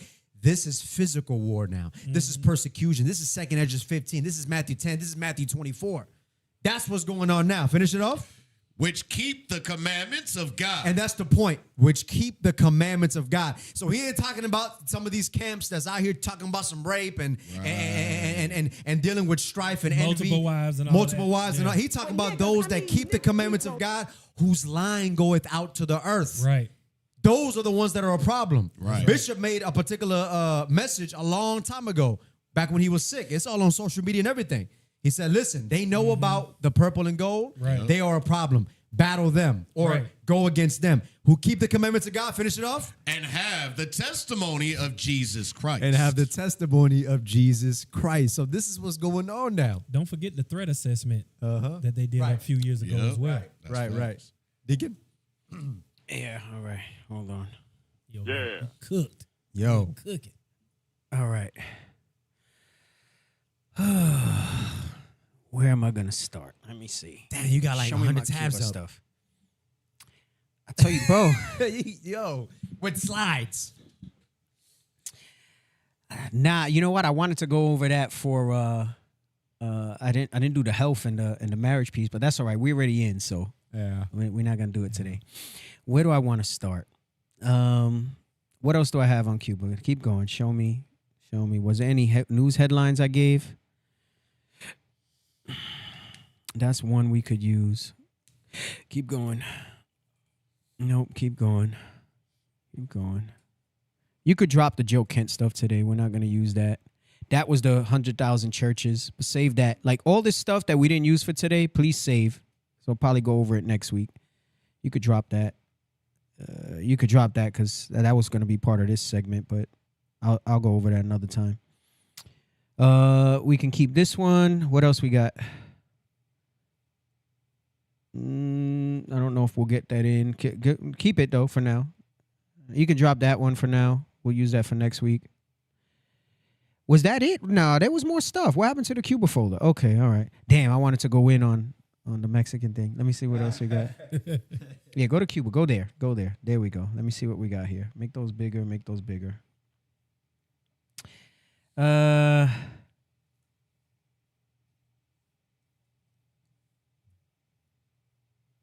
Maybe we're gonna do that one first, but first let me go to the article, the one about the blackout. All right, so you see a lot of stuff going on with Cuba, right?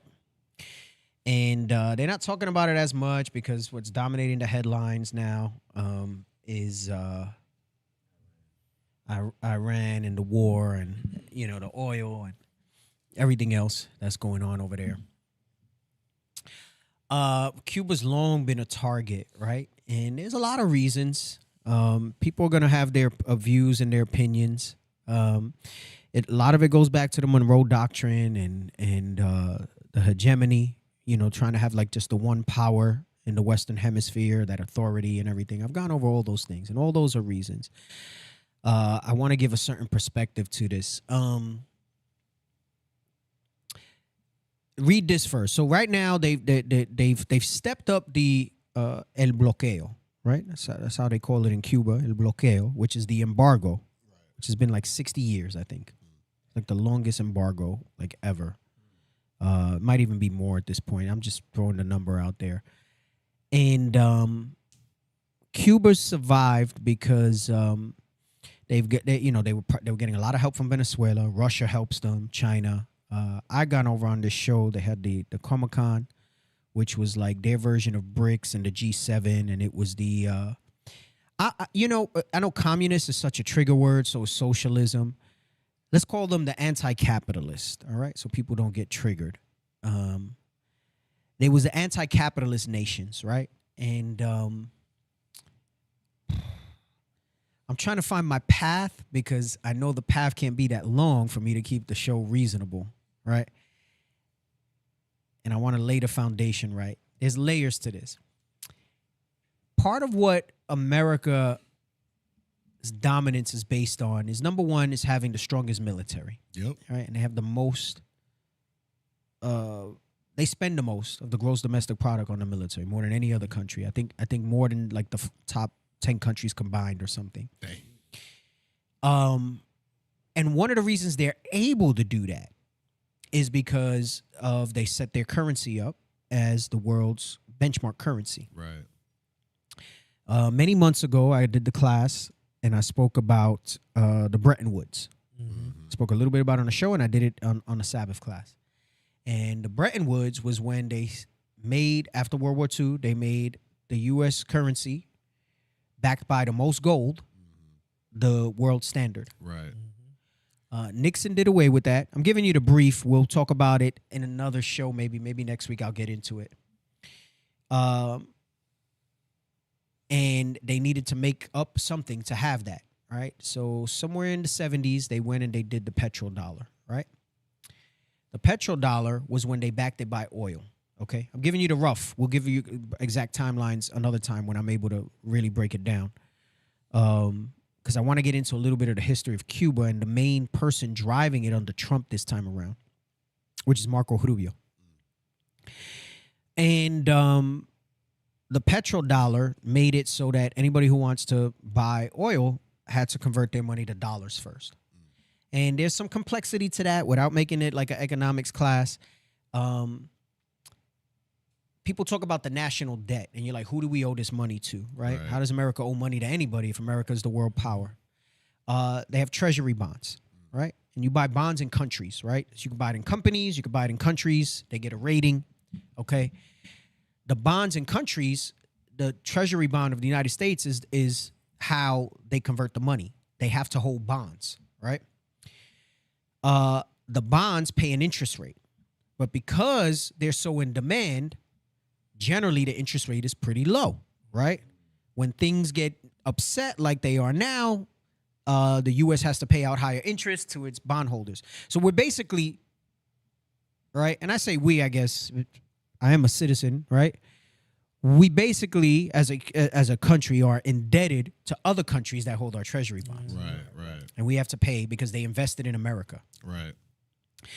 And it was driven by the petrodollar, the dollar being backed by the oil. In order to buy the oil, you got to convert your money to dollars. So they hold, so basically forces them to invest in America, even when they don't want to. Because they need the oil. Because they need the oil. So that debt, and so here's the thing. Normally that would be a problem because how do you pay your interest when we're not taking in enough revenue? Well, they can print money whenever they want, right? There was some stuff I had posted about Jekyll Island. There's a book called The Creature from Jekyll Island. It talks about how they came up with this fiat that's not really backed by anything. Right. And that's where the Federal Reserve and the Rothschild banking system comes in. And it's a big, I'm summarizing a lot. It's a big, long cluster F of a trail, but it all ties back to why they go into these countries a lot of the times, right? And it's not just the spirit that they have of world dominance, but you would have to ask yourself if things like capitalism and socialism have such good intentions, one, why have they failed?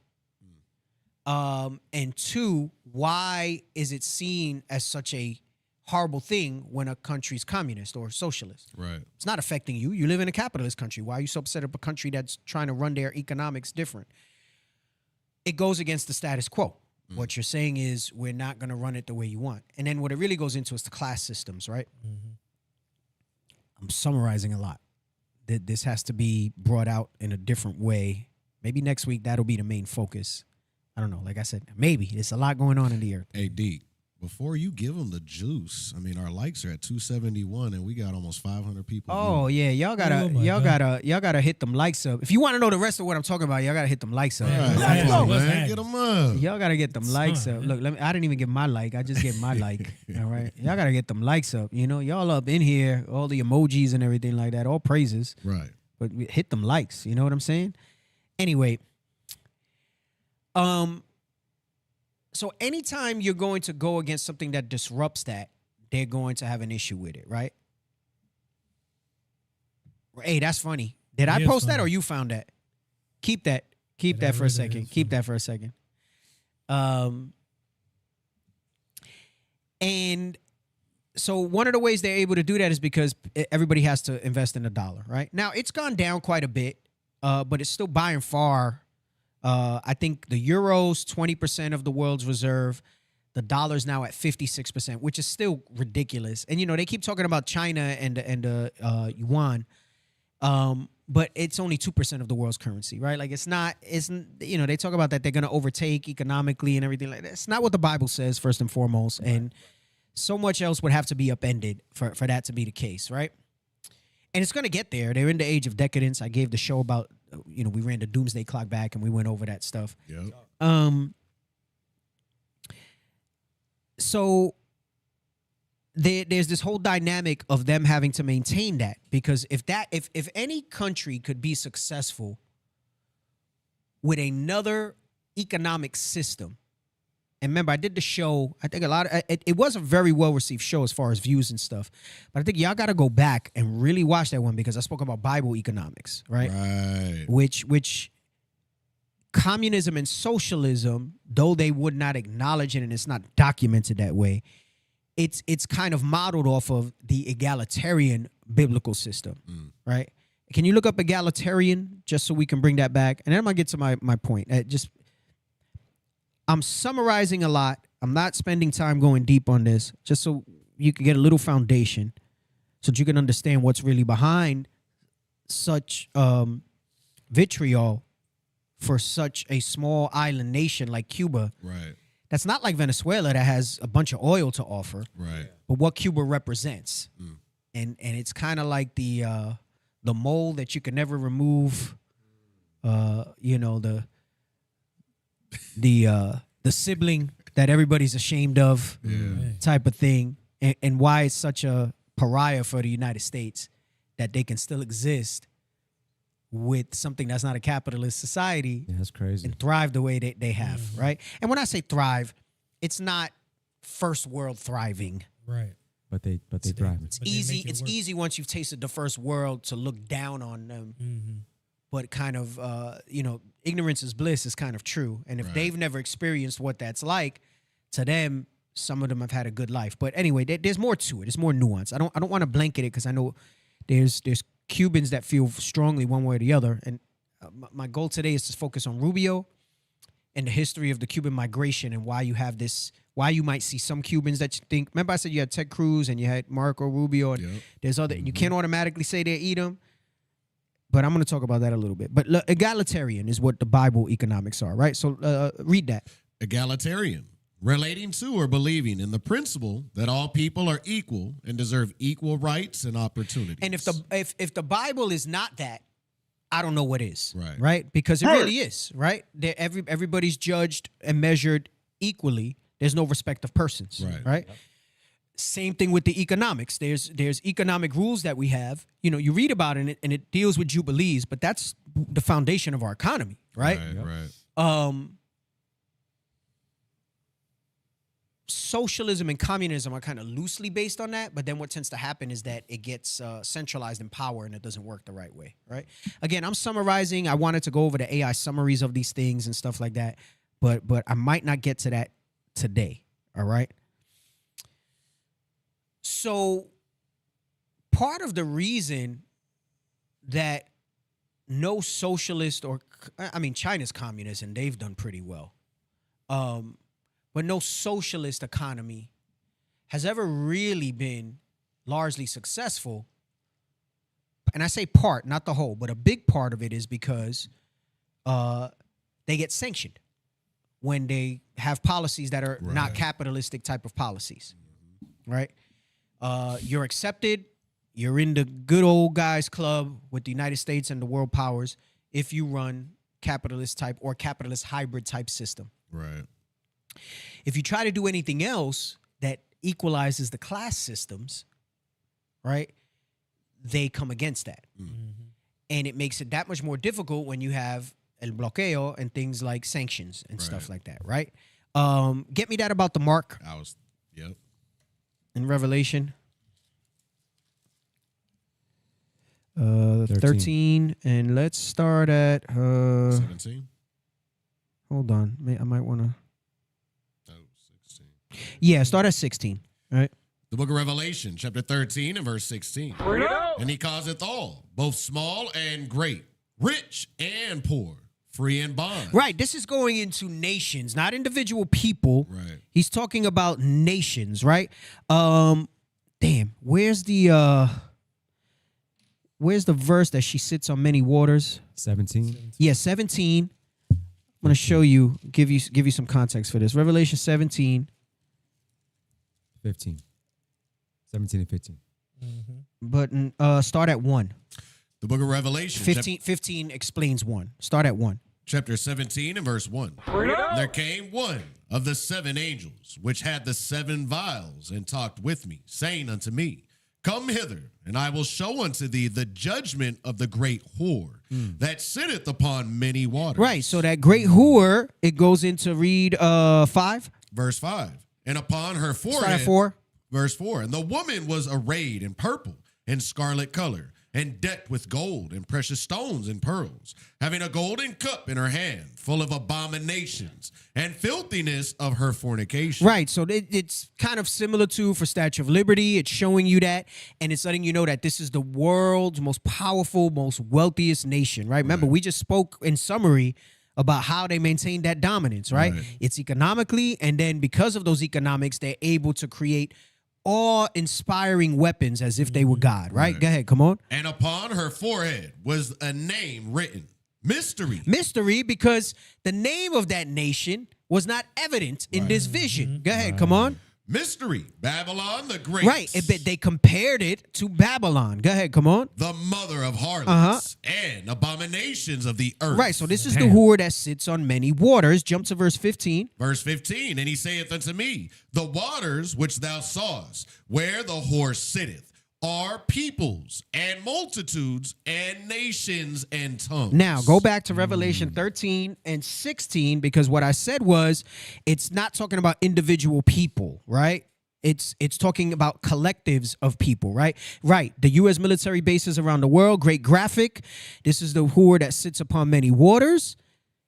I think they said, I don't know if it's England that has the second most, and by far it's not as much as, I think it's 176 or something like that bases around the world. Compared to 850? The U.S. controls about 850, right? More, and that's what we know about. Right. right? There's another book. I never got into it, but I got it just in case. It's like How to Hide an Empire. And it shows you all the territories that the U.S. has that people don't talk about because you only think of the 50 United States.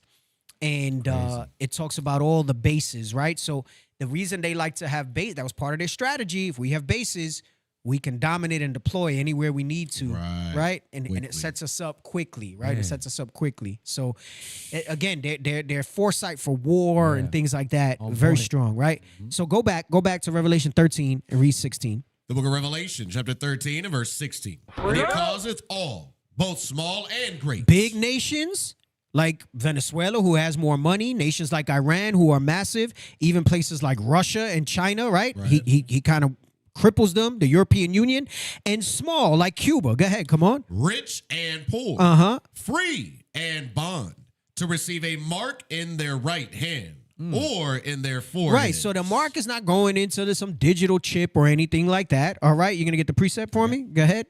The book of Job, chapter 10 and verse 14. If I sin, then thou markest me. Right. So if you accept of her sin, remember it said her cup was full of her abominations and fornications, right? In Revelation 17, it says, if I sin, then thou markest me. The mark is their sin. If you partake in her ideologies and in her things, with it comes things like the transgenderism, homosexuality, all types of sin, right? Because let me tell you what else is sin. Having economic systems that subjugate certain people, and you don't have that egalitarian equality. Because remember how I said even when we had captives, they had to be certain rules that we had to deal with them by, right? So even in that, there were certain things that were set up a certain way. There's always justice, right? And when they have to get double, that's justice, right? When you know what I'm saying? Like that's justice for what's been done to us. Now, come on, go back. Verse 17. Revelation 13 and 17. And that no man might buy or sell, save he that had the mark, or the name of the beast, or the number of his name. Meaning you had to be a part of their ideological system. This goes into what I'm going to lead into with Cuba, right? That's why it's really important that you understand this. The mark is not going into some chip. We all got chips. Now, I got chips on my credit card. Right. I got a chip in my phone. Come on. We all you ain't never used your Apple Pay or any, right? Your wallet or whatever, your Google Pay, whatever the hell you got. We all got chips. Right. That's not what it's talking about, okay? And it's talking about the nations, right? It's talking about the nations. That's a good picture. Save it. All right, go ahead. Come on. We'll use it in a little bit. You want verse 18? Read 17 again. 17. And that no man might buy or sell, save he that had the mark or the name of the beast. Right. So this is the bloqueo, the embargoes, the sanctions that they put forth. Now you can show that picture with Cuba, right? And so like I was saying, whenever you try to use a different economic system, they're going to come against you, right? Anytime any country has nationalized their resources, like meaning because to nationalize it means you don't let private companies own it. The government owns it, and then they distribute the wealth of that to run the government. That's what Venezuela results of that is that maybe you don't need income taxes. Maybe you don't collect taxes from your citizens. Maybe you collect taxes from other ways and things like that, right? But the reason they will never do something like that here in America is because of the capitalist structure and how that works, right? It enriches an elite. It is a real thing. It enriches an elite. It enriches certain families to keep them in power. This is the embargo, right? This is the United States. You see this picture here? That's Cuba. This is basically almost impossible for anything to get in and out where they can be productive as far as trade, right? And the UN goes to show you like all these things don't have any power. Who sits at the head of it? They call it veto power. And the United States is one of the few that has broad veto power against anything as they sit on the United Nations, meaning even if they all got together and said, we want to pass this, the United States could say nah. Kick rocks. So it's all bullshit. It's all BS. It's all BS. But I'm telling you, the way they set that, when you think about frame mischief by law, a lot of times we'll do something simple like because a cop killed somebody and got away with it or whatever. That thing is way bigger than the way we use that scripture, right? It's so much grander than that, and it deals with all these type of aspects of things, right? So now, Marco Rubio is one of the guys that's been pushing this, right? And I'm going to get to him in a second. I want to just read a little bit about this. So they've stepped up the embargo by enforcing it. So there's a difference between saying that you have sanctions and then actually enforcing the sanctions. What they've done since they got control of Venezuela is they've started to police the sanctions now, right? So now they've sent the Navy out, the Coast Guard, and things like that, and they're actually stopping ships from bringing vital supplies, and they've imposed threats and retaliatory tariffs and sanctions on any company and on any country that tries to help Cuba. So Mexico backed off, Venezuela backed off. They were getting oil from them, right? Russia's still been trying, but Russia would try it with like what they call shadow fleets, where they'll fly under a different flag of another country. I read something today that they're actually sending a Russian ship to see if they try to stop it, because it's an act of war if they stop a Russian ship. That's right. Oh shit. Yeah. Yeah. Oh, So damn. Russia has like some barrels of oil that they're trying to get to Cuba, and they've been getting some here and there.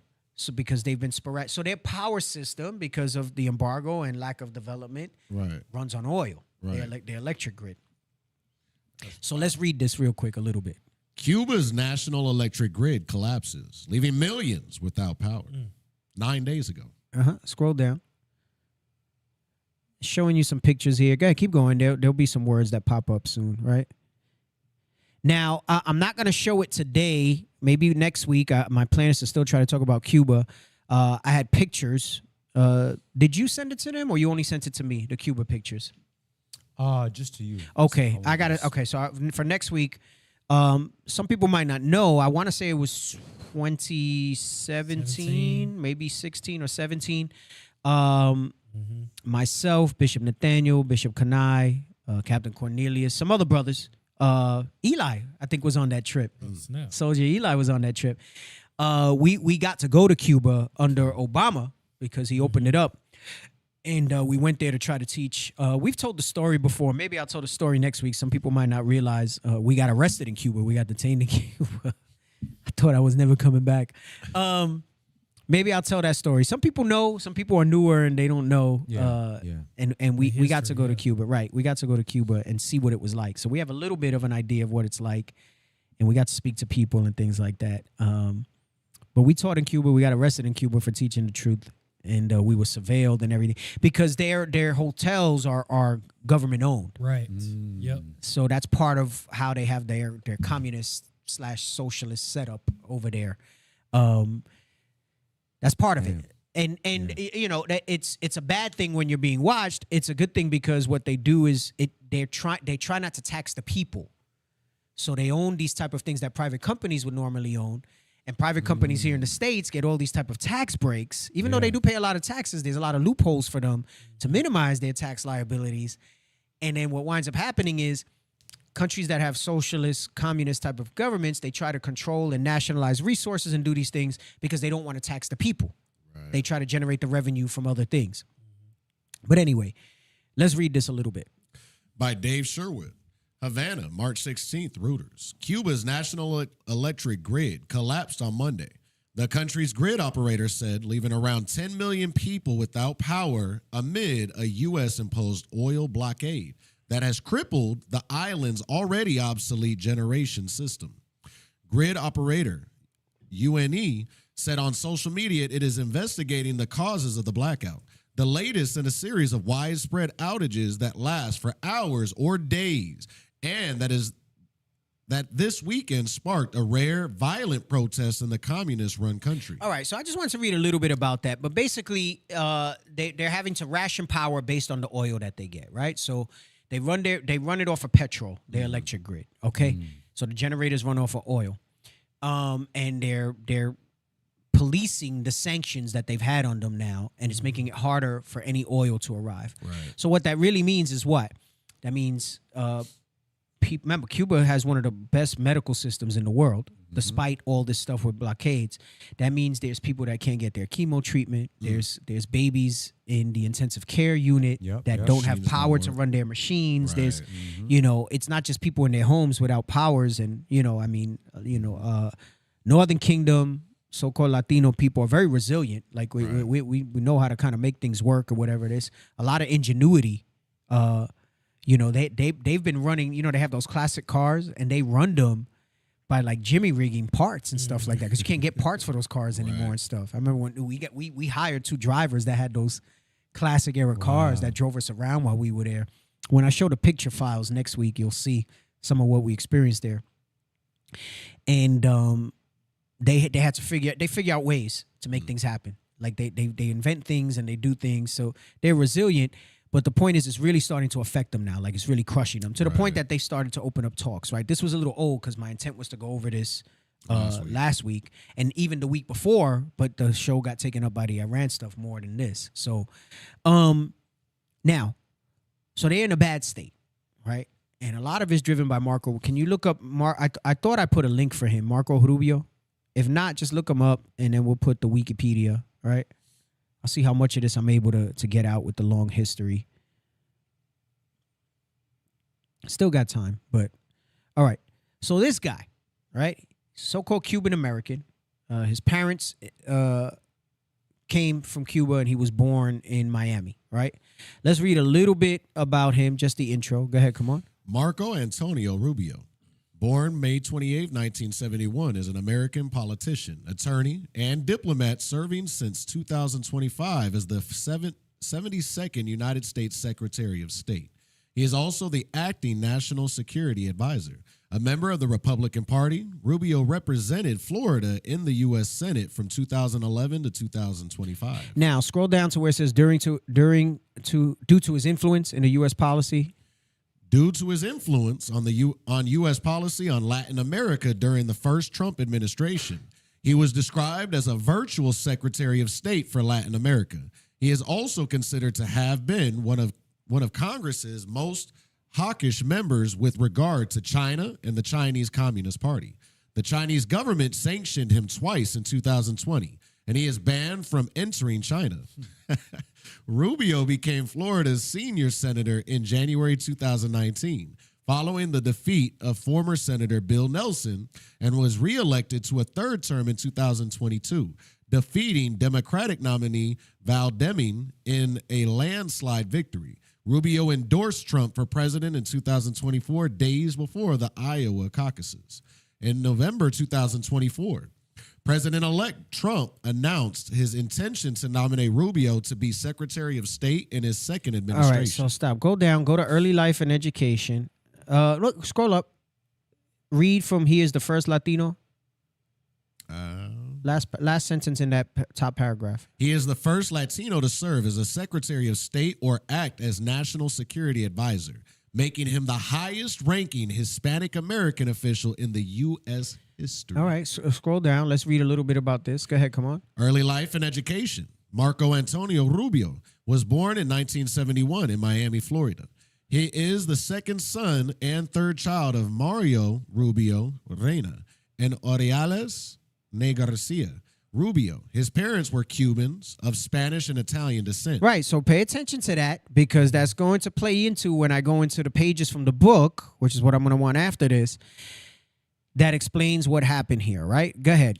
Who immigrated to the United States in 1956 during the regime of Fulgencio Batista. All right, so Fulgencio means like bright, shining. Okay, so his name was Fulgencio Batista. Go ahead, come on. 2.5 years before Fidel Castro ascended to power after the Cuban Revolution. His mother made at least 4 return trips to Cuba after Castro's takeover, including a month-long trip in 1961, and a return to Cuba had been planned before the changes in their native country.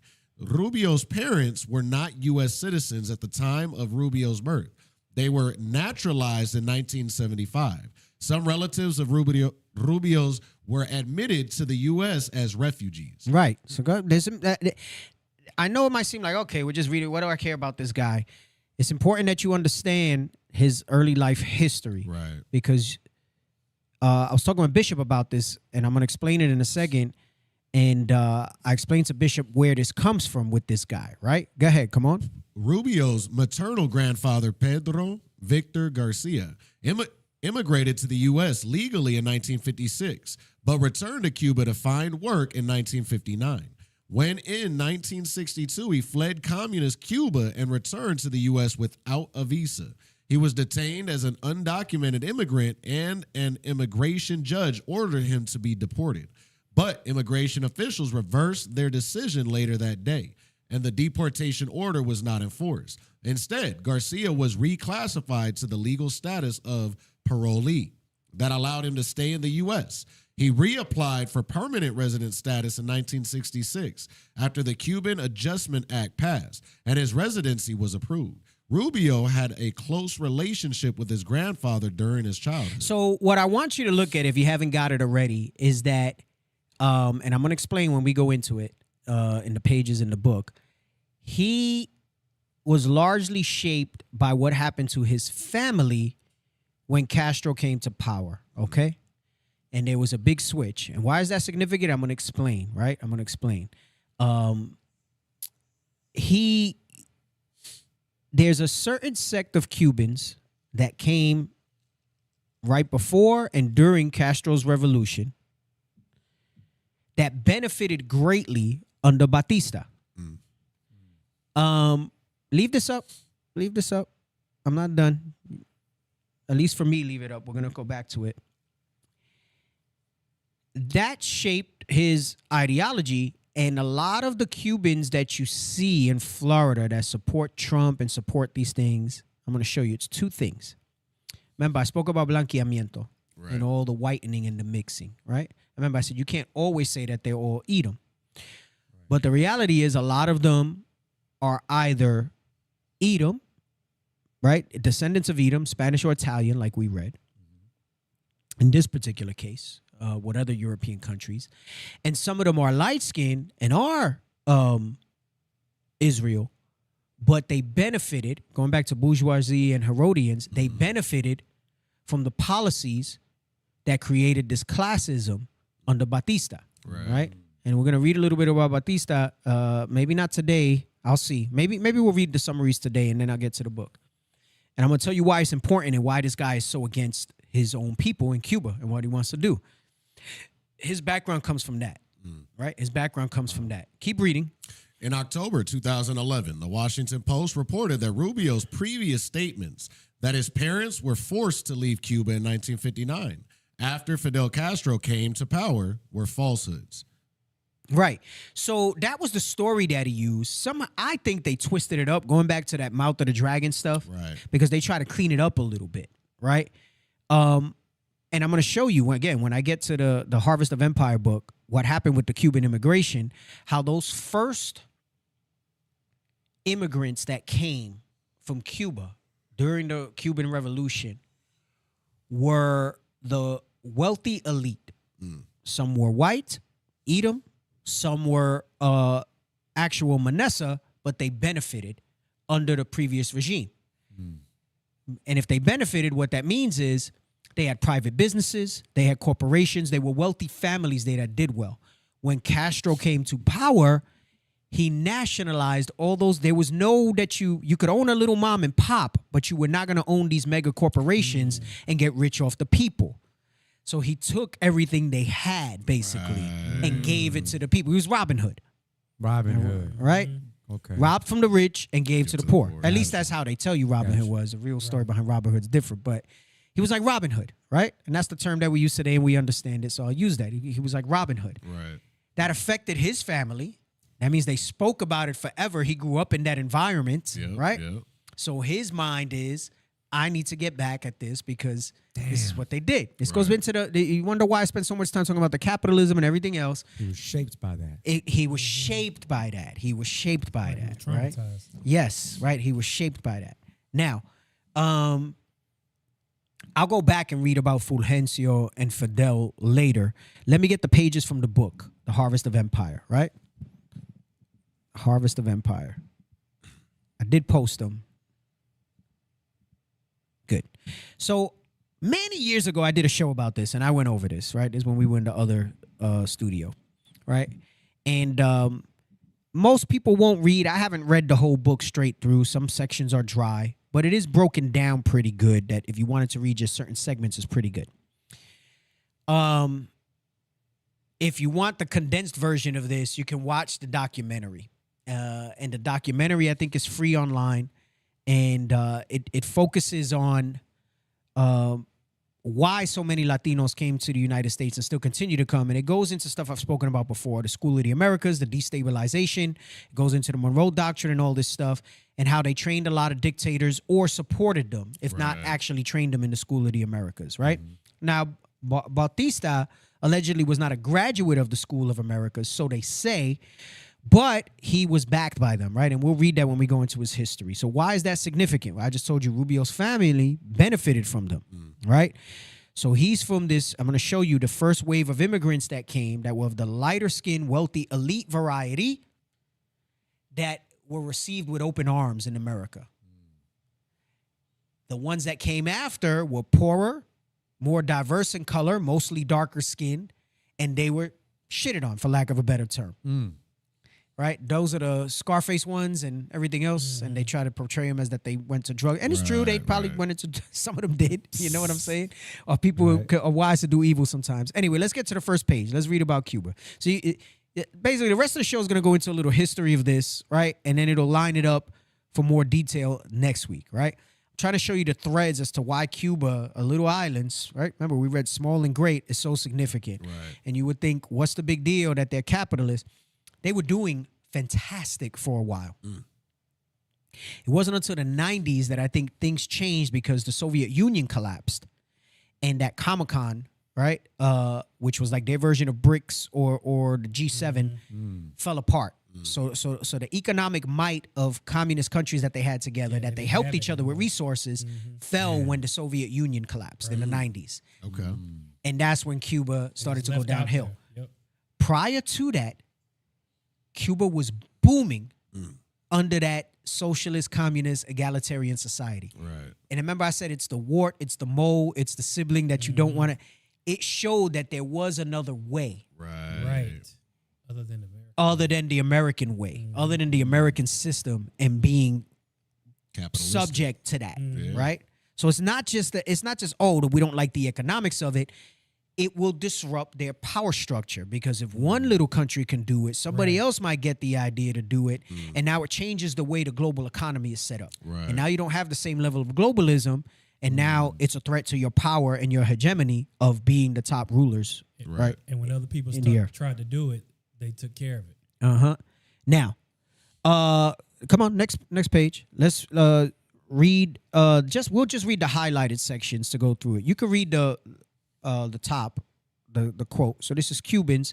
They call them special refugees, right? Read that quote. Few immigrant groups have commenced their economic adaptation to American life from a position of such relative advantage. The Rubio's class of Cuban immigrants, right? So come on, let's read. We'll read the highlighted parts. Come on.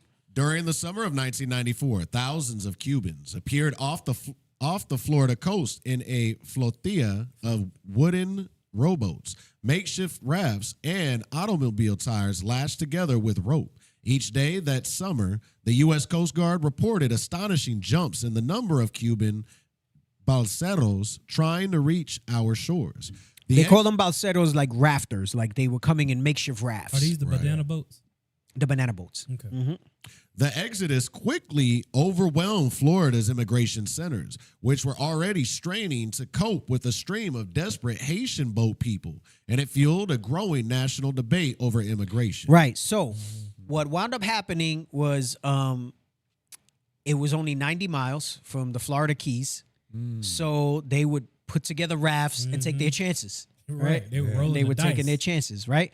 Because what happened? And everything collapsed in the 90s because the Soviet Union collapsed. So things started to get really bad, right? Things started to get really bad. They start fleeing. Right. I think they call it the special period or something like that. There's a term that they have for what happened in Cuba. But anyway, actually, you can read a little bit so we know who it's talking about when it says President Clinton. President Clinton reacted by doing what no U.S. president had ever done. He ordered a halt to the special treatment of Cuban refugees. For more than 30 years, a succession of presidents had dispensed unprecedented financial aid to those fleeing Cuba. Right. So they were given preferential treatment because it was in their interest. And I'm not going to get into Northwoods and the other stuff tonight, but remember that I want to lead off with Northwoods and Operation Mongoose, just so you can see how deep this thing goes. And you realize that this is something that's been like an obsession for the United States and especially for people like Marco Rubio and other Cubans that will celebrate what's happening over there right now. Right? But go ahead. Come on. During that time, Congress had financed numerous efforts by the refugees to topple Fidel Castro's communist regime. and the CIA had employed many of them as trusty Cold War foot soldiers. Neither Dominicans fleeing the Civil War of 1965 nor Haitians fleeing the terror of Papa Doc, Duvalier, and a string of Haitian military juntas got comparable treatment. Washington routinely rejected asylum requests from Haitians picked up at sea, while it invariably granted asylum to far smaller numbers of Cuban balseros. Under Clinton, many Haitians were even forcibly returned to their country. Right, and Haitians are still treated that Right, way. man. It's terrible. I laugh because we joke about Levi, but Levi be catching hell, bro, to this day. To this day, right? I know it's not highlighted, but it's underlined. We're gonna keep reading that. Go ahead, come on. But in 1994, the Cuban red carpet was pulled. By then, American fixation with the Cold War was over. Right, because the Soviet Union collapsed, Right, so there was no. It was they weren't yeah, planning. forget about it. So they accepted them because it was to their benefit to try to screw the regime that's down there, right? And they were all, Cold War, we got to help these people or whatever it is. Even though people in Haiti were going through rough things and same type of things, but it had not. There was no economic benefit for them in Haiti. Right? There was no thing that they could deal with it. So they said, all right. But anyway, go ahead. Come on. Fear of immigration hordes was replacing dread of communist guerrillas. Henceforth, Clinton said, Cubans trying to reach the U.S. illegally would be detained and denied automatic entry just like any other immigrants. By the time he made his announcement, more than 1 million Cubans were living in the United States. Right. Go ahead. Now, get to the next one. Come on. The balseros of 1994 were actually the fifth major wave of Cubans to land on our shores since thousands of tobacco workers migrated here during Cuba's independence wars in the 19th century. Come on, jump down to the next highlighted part. Each has been so distinctive in its social composition. So each wave, there was 5 waves. Socially, they were all distinct, right? They were all a different type of people in color and race, as well as their social status, right? Go ahead, come on. Composition and political outlook that the Cuban diaspora is perhaps the most complex of all Latino immigrant sagas. The refugees of the 1960s and 1970s were largely from the upper and middle classes and brought with them enormous technical skills. So these were doctors, lawyers, engineers, and things like that benefited under Fulgencio Batista's regime, right? But he was a dictator as well, right? Because he had the support of the United States. I might not get to it today, maybe a little bit of it. I'll see. The time is still all right. I want to try to stop around 10. So the end, and when I say upper and middle class, I'm not going to say they will all eat them, but a large portion of them were of the European descent of Cubans, right? So they were received differently. Right. They were given different benefits. They were able to get bank loans and different things like that. We're going to read some of that, all right? They were able to, so you wonder how they started businesses, how they got so ingrained in Miami and Southern Florida and things like that. A lot of them are wealthy, and Ted Cruz comes from that ilk as well, and Marco Rubio does as well, and they became very strong in that regard. Now, some of them were our people, and I'm going to show you that because they did try to help regardless of color and class, the Cubans that were here. I'm not saying they were all of that, but it says largely they were from that upper class. So these were people who were against Castro, all right? Which is another reason they were received. Go ahead. So those advantages. Those advantages, together with the massive aid the federal government dispensed to them, turned Cubans into this country's most prosperous Hispanic immigrants. So now you get a little understanding into their mind why they supported and historically support Republicans and people like Trump and so on and so forth, right? Because these are the generations, the children of, and you're really talking about the next gen, because these are people that were born in the 70s. This is the next generation that came from these well-to-do immigrants that the United States was good to them at that time. So they're they don't see it as that it was something bad, right? The newer, younger generation is starting to see the differences. But a lot of these people that voted and things like that, they either A, eat them, or B, they were people who benefited and grew up with that mindset that America's great. Look at what we were able to do here, right? And America received us and gave us this, that, and the other. Go ahead, come on. beginning with the Mariel boat wave in 1980. However, the Cubans who came were generally poorer and darker skinned. So that's the Scarface era, right? And of course, they put white people to play our people because even in America at that time, they weren't being very favorable to Latinos in movies either, right?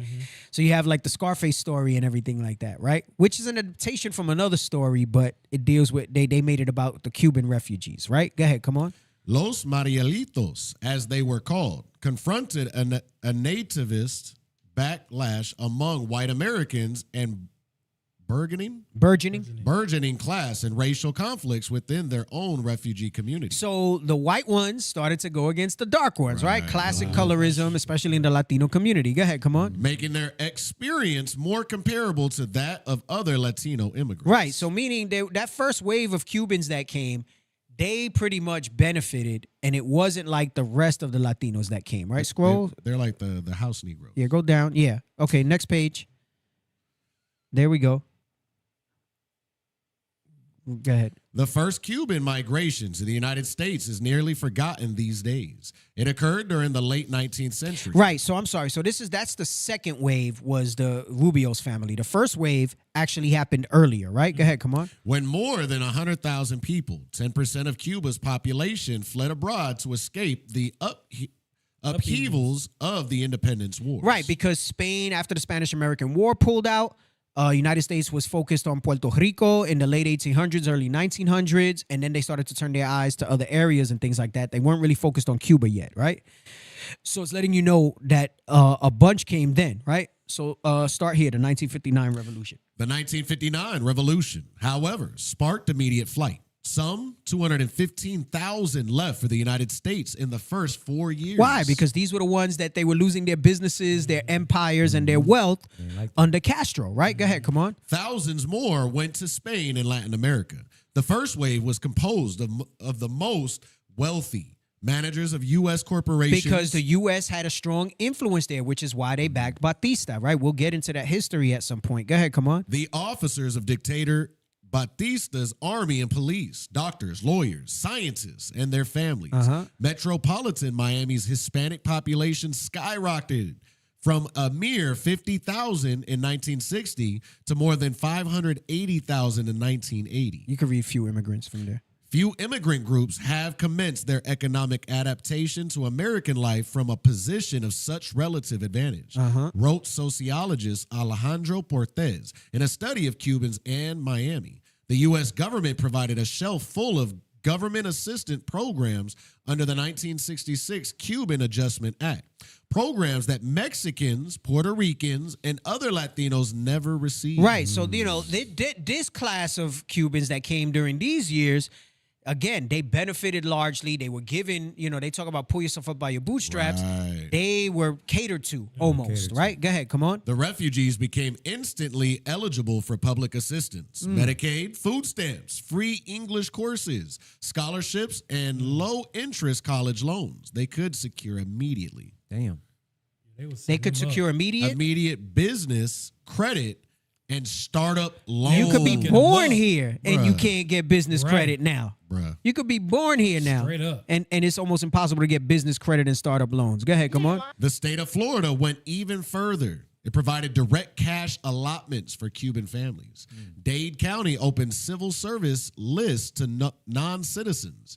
The University of Miami Medical School even started a special programs to help Cubans meet licensing requirements. Right, and it was because a lot of them were seen as victims of communism, and they were light-skinned like them, most of them. So they were all right with it. Go ahead, come on. Many of the refugees found additional assistance from covert programs of the Central Intelligence Agency. Hands all up in Yes. Go ahead. In those early days, both President John Kennedy and the exiles were confident Castro's revolution would be quickly overthrown. And it wasn't. This is why I say it's a blight in their eye, because it's 60 years later, right? They still fight. Damn. So go ahead, come on. Thanks to the unique combination of their own skills and federal regress, the early exiles set about creating the Cuban miracle in Miami. Within a few short years, the sleepy resort along Biscayne Bay was transformed into a commercial boomtown and a nexus for international trade. Cuban entrepreneurs who started their new life in this country with a small grocery or jewelry store quickly moved into banking, construction, and garment manufacturing. Some went to work for major U.S. firms and launched those firms into the Latin American market. Others served as real estate or banking agents in the United States for rich South Americans. Right, for other wealthy elite and other Edomites, right, that are of citizens of Latin America, but not part of Israel and not indigenous. Go ahead, come on. At the same time, the refugees developed an intensely loyal internal market among their own. More than any other Hispanic immigrants, Cubans hired workers and purchased goods from within their own community. So in that respect, they did keep the money within themselves, right? You notice when I had read it years ago, I put Acts, I thought about how they had all things common and everything, right? So that's Brown Wall Street. It was Brown Wall Street. Yes. Go ahead, come on. Those who managed to get loan officer positions at small Miami banks made sure to lend startup funds to fellow refugees who could not secure credit from Anglo lenders. They did so by pioneering the character loan. An exile who didn't have collateral or credit could get a business loan based on his background or standing in Cuba. The borrowers proved to be impeccable risks, and the loan policy turned many Cuban bank officers into millionaires. Meaning they weren't nookers and they paid their money, they paid their loans, right? You know how people now be like, "Ah, the hell with it, I ain't paying that." You know what I'm saying? Whatever. They actually paid their loans, right? And they did those type of things. So they in some respect they were able to help each other out to some extent, but you have to understand that it was largely driven by white elites, right, and elites that were non-white, that were of the brown variety as well, right? Is there any more pages of this that I had? Go ahead. Exiles who were barred from joining unions by the racist father and son policies, which is largely like Irish, Italians, because they had a monopoly on a lot of the unions for trades, right? Go ahead, come on. Of the building trades turned instead to pick up construction jobs among their own people. As the community grew, so did the mom and pop building partnerships. By 1979, half of the major construction companies in Dade County were Cuban owned. See, if you move in the way that the Bible says you should move economically, everybody prospers. Right. But when you try to be capitalist, right? Go ahead, come on. By 1987, there were 61,000 Hispanic-owned firms in Miami with gross receipts of $3.8 billion. Brown Wall Street. The largest by far of any city in the United States. The Cuban refugees were warmly welcomed and during the 1960s and 1970s by a nation caught up in the fever of the Cold War. But that welcome changed almost overnight in 1980. As television news started to broadcast pictures of the Mariel boat people. More than 125,000 Cubans entered the country during the 4 months of the Mariel flight. The new refugees America realized were no longer from the island's elite. They said, wait a second. They're starting to not look like us. Right. Yeah. Wait a minute. What's going on here? Go ahead, come on. They were largely poor, black, like this, unskilled, and in some cases mentally ill or dangerous felons. Fidel Castro, according to some reports, took the opportunity to rid himself not just of dissidents, but of criminals as well. And I don't know if you remember hearing Trump sometimes when he goes on his rants and he says they empty their prisons and psychiatric institutions, right? And they send them here.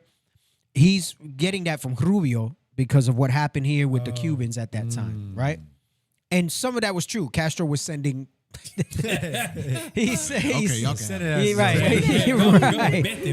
right. So he tries to say that they all do that now, and we know that that's not the case because we know some of these people that make this journey and do this stuff and so on and so forth. So Castro started. It was a strategy that he had, right? And he said, I'm going to send them all the nut jobs, right? But go ahead, come on. Racial attitudes combined with economic fears. No, read for the first time? Yes, sir. For the first time, Cuban arrivals found a hostile reception and were dispersed to more than a dozen army bases scattered about the country. Racial attitudes combined with economic fears, the sight of so many new refugees entering the country at a time of high unemployment and angered many Americans. That anger grew when the refugees, frustrated with the cold treatment they were receiving, mounted noisy protests at several detention centers. Right, so that's like the scenes that you see in Scarface where they were under the bridges in tent cities and stuff like that, right? That's basically what they were talking about. Go ahead. I recall visiting one refugee processing I know center. it's a lot of reading, but I'm trying to set something up so that you can understand where this motivation comes from. And like I said, I got to lay a lot of foundation so that then I can next week kind of come back and I got some more scriptures to tie to you to what this motivation is. Remember, my goal is to show you, right, how the sanctions and the system is what crushed what was going on in Cuba, right? And they try to make it seem like, you know, you got all these freaking morons talking about, oh, well, we're doing it for noble causes, for freedom for their people, and their people are oppressed, and this, that, and the other. Who are they oppressed by? Get that picture that you put up about how the CIA, how socialism and whatever don't work because of what? Who are they oppressed by? Go ahead, come on. Communism is good in theory, but in practice, it usually just ends up being destroyed in a military coup financed by the CIA. Right. This is why they won't let any other type of, and I'm not saying that communism is good and things like that.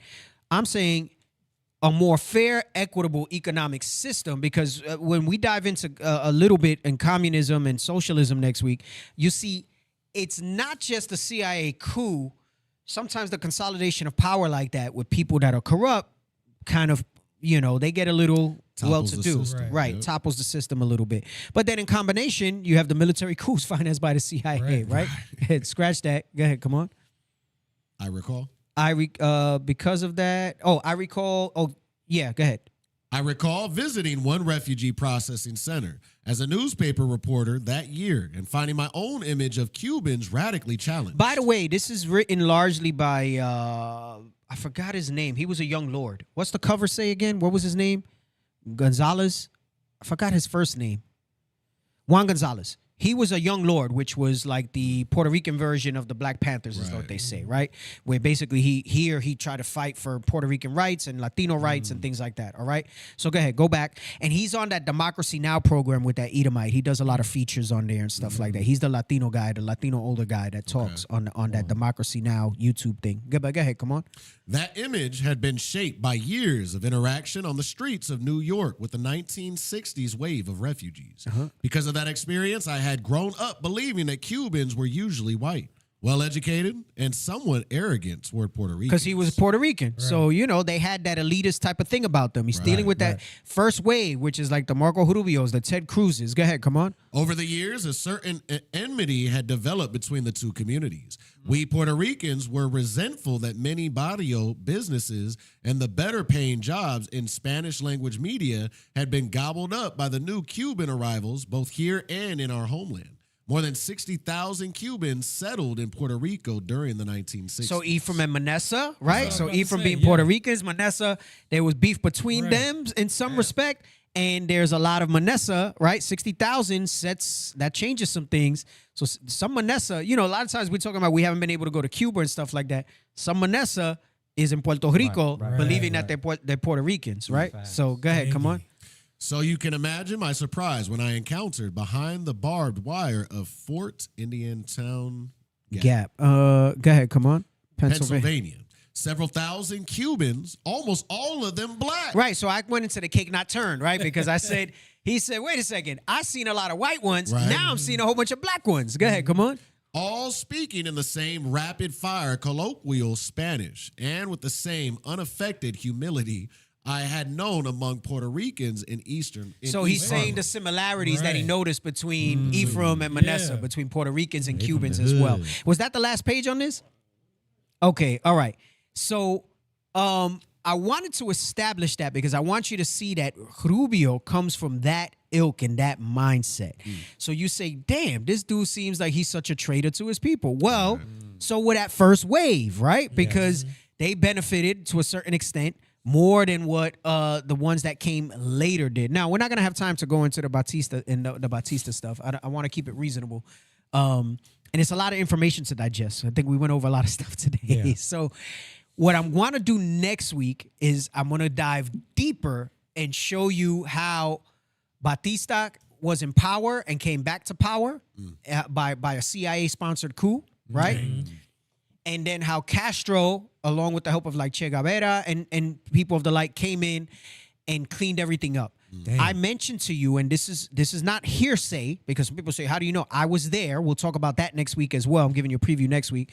I was there with some of the men. Some are not with us anymore. Some are still with us. And Bishop Nathaniel, Bishop Kanai, and we spoke to people firsthand there. And when Castro took over, much like when Maduro took over, when I went over Venezuela, everybody got a house. We spoke to people there. We said, well, what's the rent? Well, we don't pay rent. My family owns this house. Like we pass it down to each other. We own this house. We own this. We own that. So there's trade-offs to what happened. And people will try to tell you, well, no, the capitalism is better because you could do this and that. But I mean, come on. Who can afford $2,000 a month rent? Right. On wages that don't meet up because of the way, like the system is broken, right? Yep. Facts. And they want to punish them because they've held out as long as they have, right? And like I said, China's probably one of the only ones that's like openly communist and has really done well, right? Yeah. Like, I mean, Russia's kind of a hybrid now. They were communist for a long time and they did pretty well too. But it's not, you hear these words and you say, what do they have to do with us? It's the terms that they use.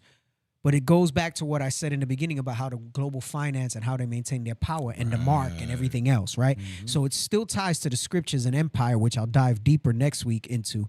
So we'll spend some time on Batista. We'll spend some time on that. And I have more videos that we'll go into that talk about how they got you thinking one thing and it's really something else that's going on and so on and so forth with those things like that. So I think I'm going to stop there because it's a lot of information. Have that in your heads. Laws will life last. Next week, I'll bring more out, and we'll continue on with the Cuba topic, right? The truth about Cuba. All praises. Fire. All praises. Y'all good? Nothing else right now? This moment? I was gonna tell you that all the stuff that you brought out, I found a reference in the scriptures that King Nebuchadnezzar did the same thing, where he only wanted the best out of Jerusalem. Ah, okay. And he left all the poor. So bring it. Yes, sir. We could end it with that to set the tone for next week. Bring it. I'll read it for you. It's quick. The book of 2 Kings 24 and verse 13 regarding Nebuchadnezzar.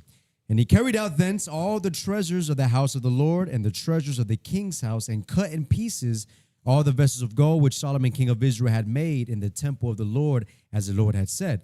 And he carried away all Jerusalem and all the princes and all the mighty men of valor, even 10,000 captives, and all the craftsmen and smiths. None remain save the poorest sorts of the people of the land. Damn. And then when you read, Deacon, when you read in 2 Kings 25, I wish it's going to take too long to find, but in 2 Kings 25, it talks about how he left the poor in the land so that they could work in the fields, in the vineyards. Yep. Just like the Cubans who had to work in the sugarcane Yep. fields. Let the poor niggas do the hard work. Yep. We'll get all the rich niggas and we'll use them for the doctors and whatever else it may be. Right, society. right. So, people be like, damn, how's he against his own people? I remember talking to Bishop about it. I said, Bishop, he's not really like us. I said, he came from that wave of Cubans that they benefited from that stuff or whatever. He's like, oh, snap, I didn't know that. I said, yeah. I said, he might be Esau.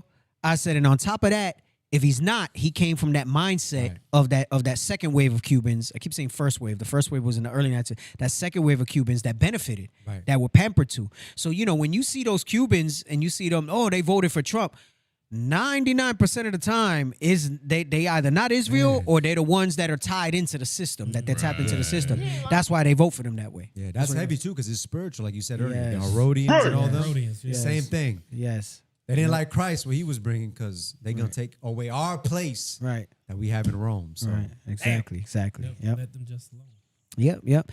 Anyway. You finished at 10. That's crazy. I thought you was going to go further. I'm trying to, you know what it is, man? I know that it's a lot. And I know people say keep going, but like stuff gets lost. Yeah. Like it's just too, there's only but I so much understand. information you're going to process. It's a lot of stuff. And I think it's better that way, to kind of, move around. Next week, Lord, I got my health stuff and whatever, but we started talking about that other stuff. The Spirit moved us in that direction, so which is good because I think this is a good stopping point. So, all right, what we got?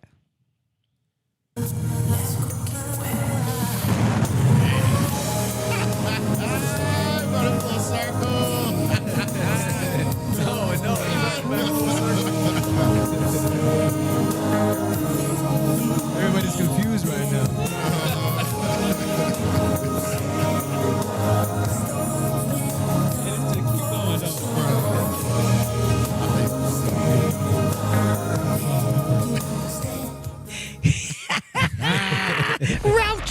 Oh my God. Original royalty.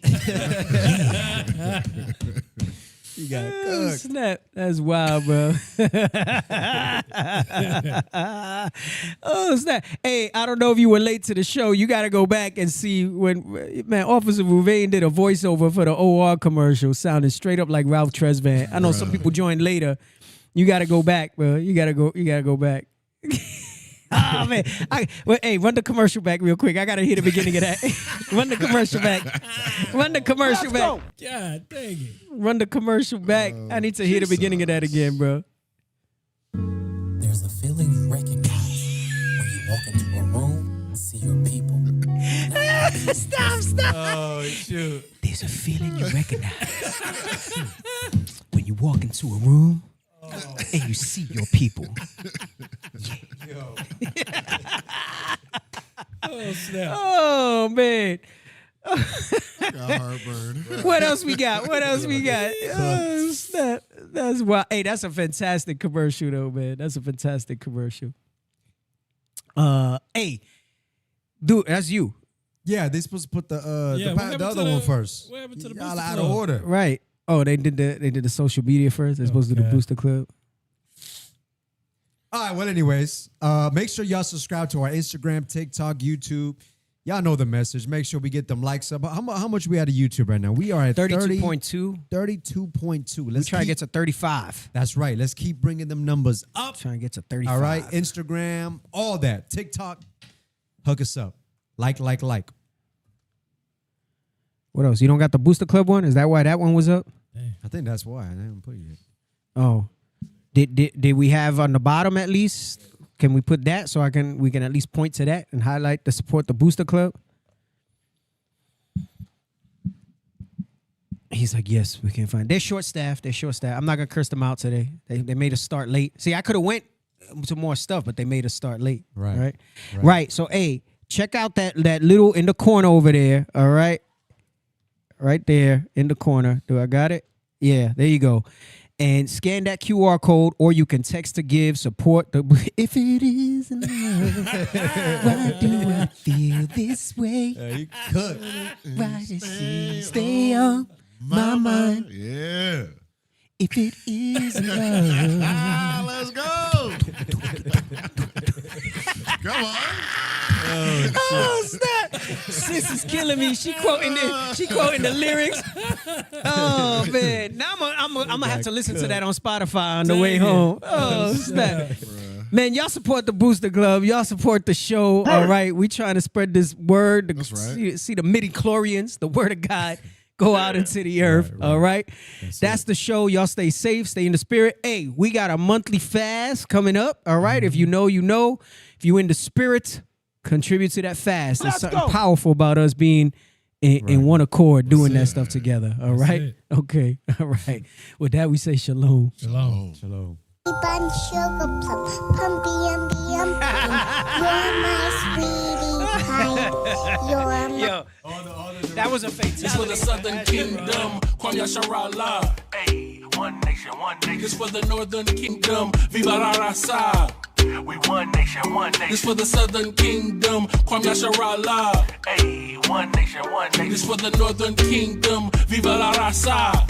We one nation, one nation. It wouldn't be Israel without Mexicans. Black love, brown pride, cause we next to kin. We ain't gotta tell Esau to let's be friends, cause we above all nations and we better than them. We the salt of the earth, ayy, ayy. And we been king since birth, ayy, ayy. We put the kingdom first, ayy, ayy. And they gon' get this work, ayy, ayy. We was chosen, not cause we the most of the people. Few in numbers, but we over the people. We gods of this earth, we ain't supposed to be equal. Stop playing, you emotional people. The good gotta triumph over the evil. So my foot's on the throat of the eagle. Their tongues will confess that we the people. Cause my nation ain't never been feeble.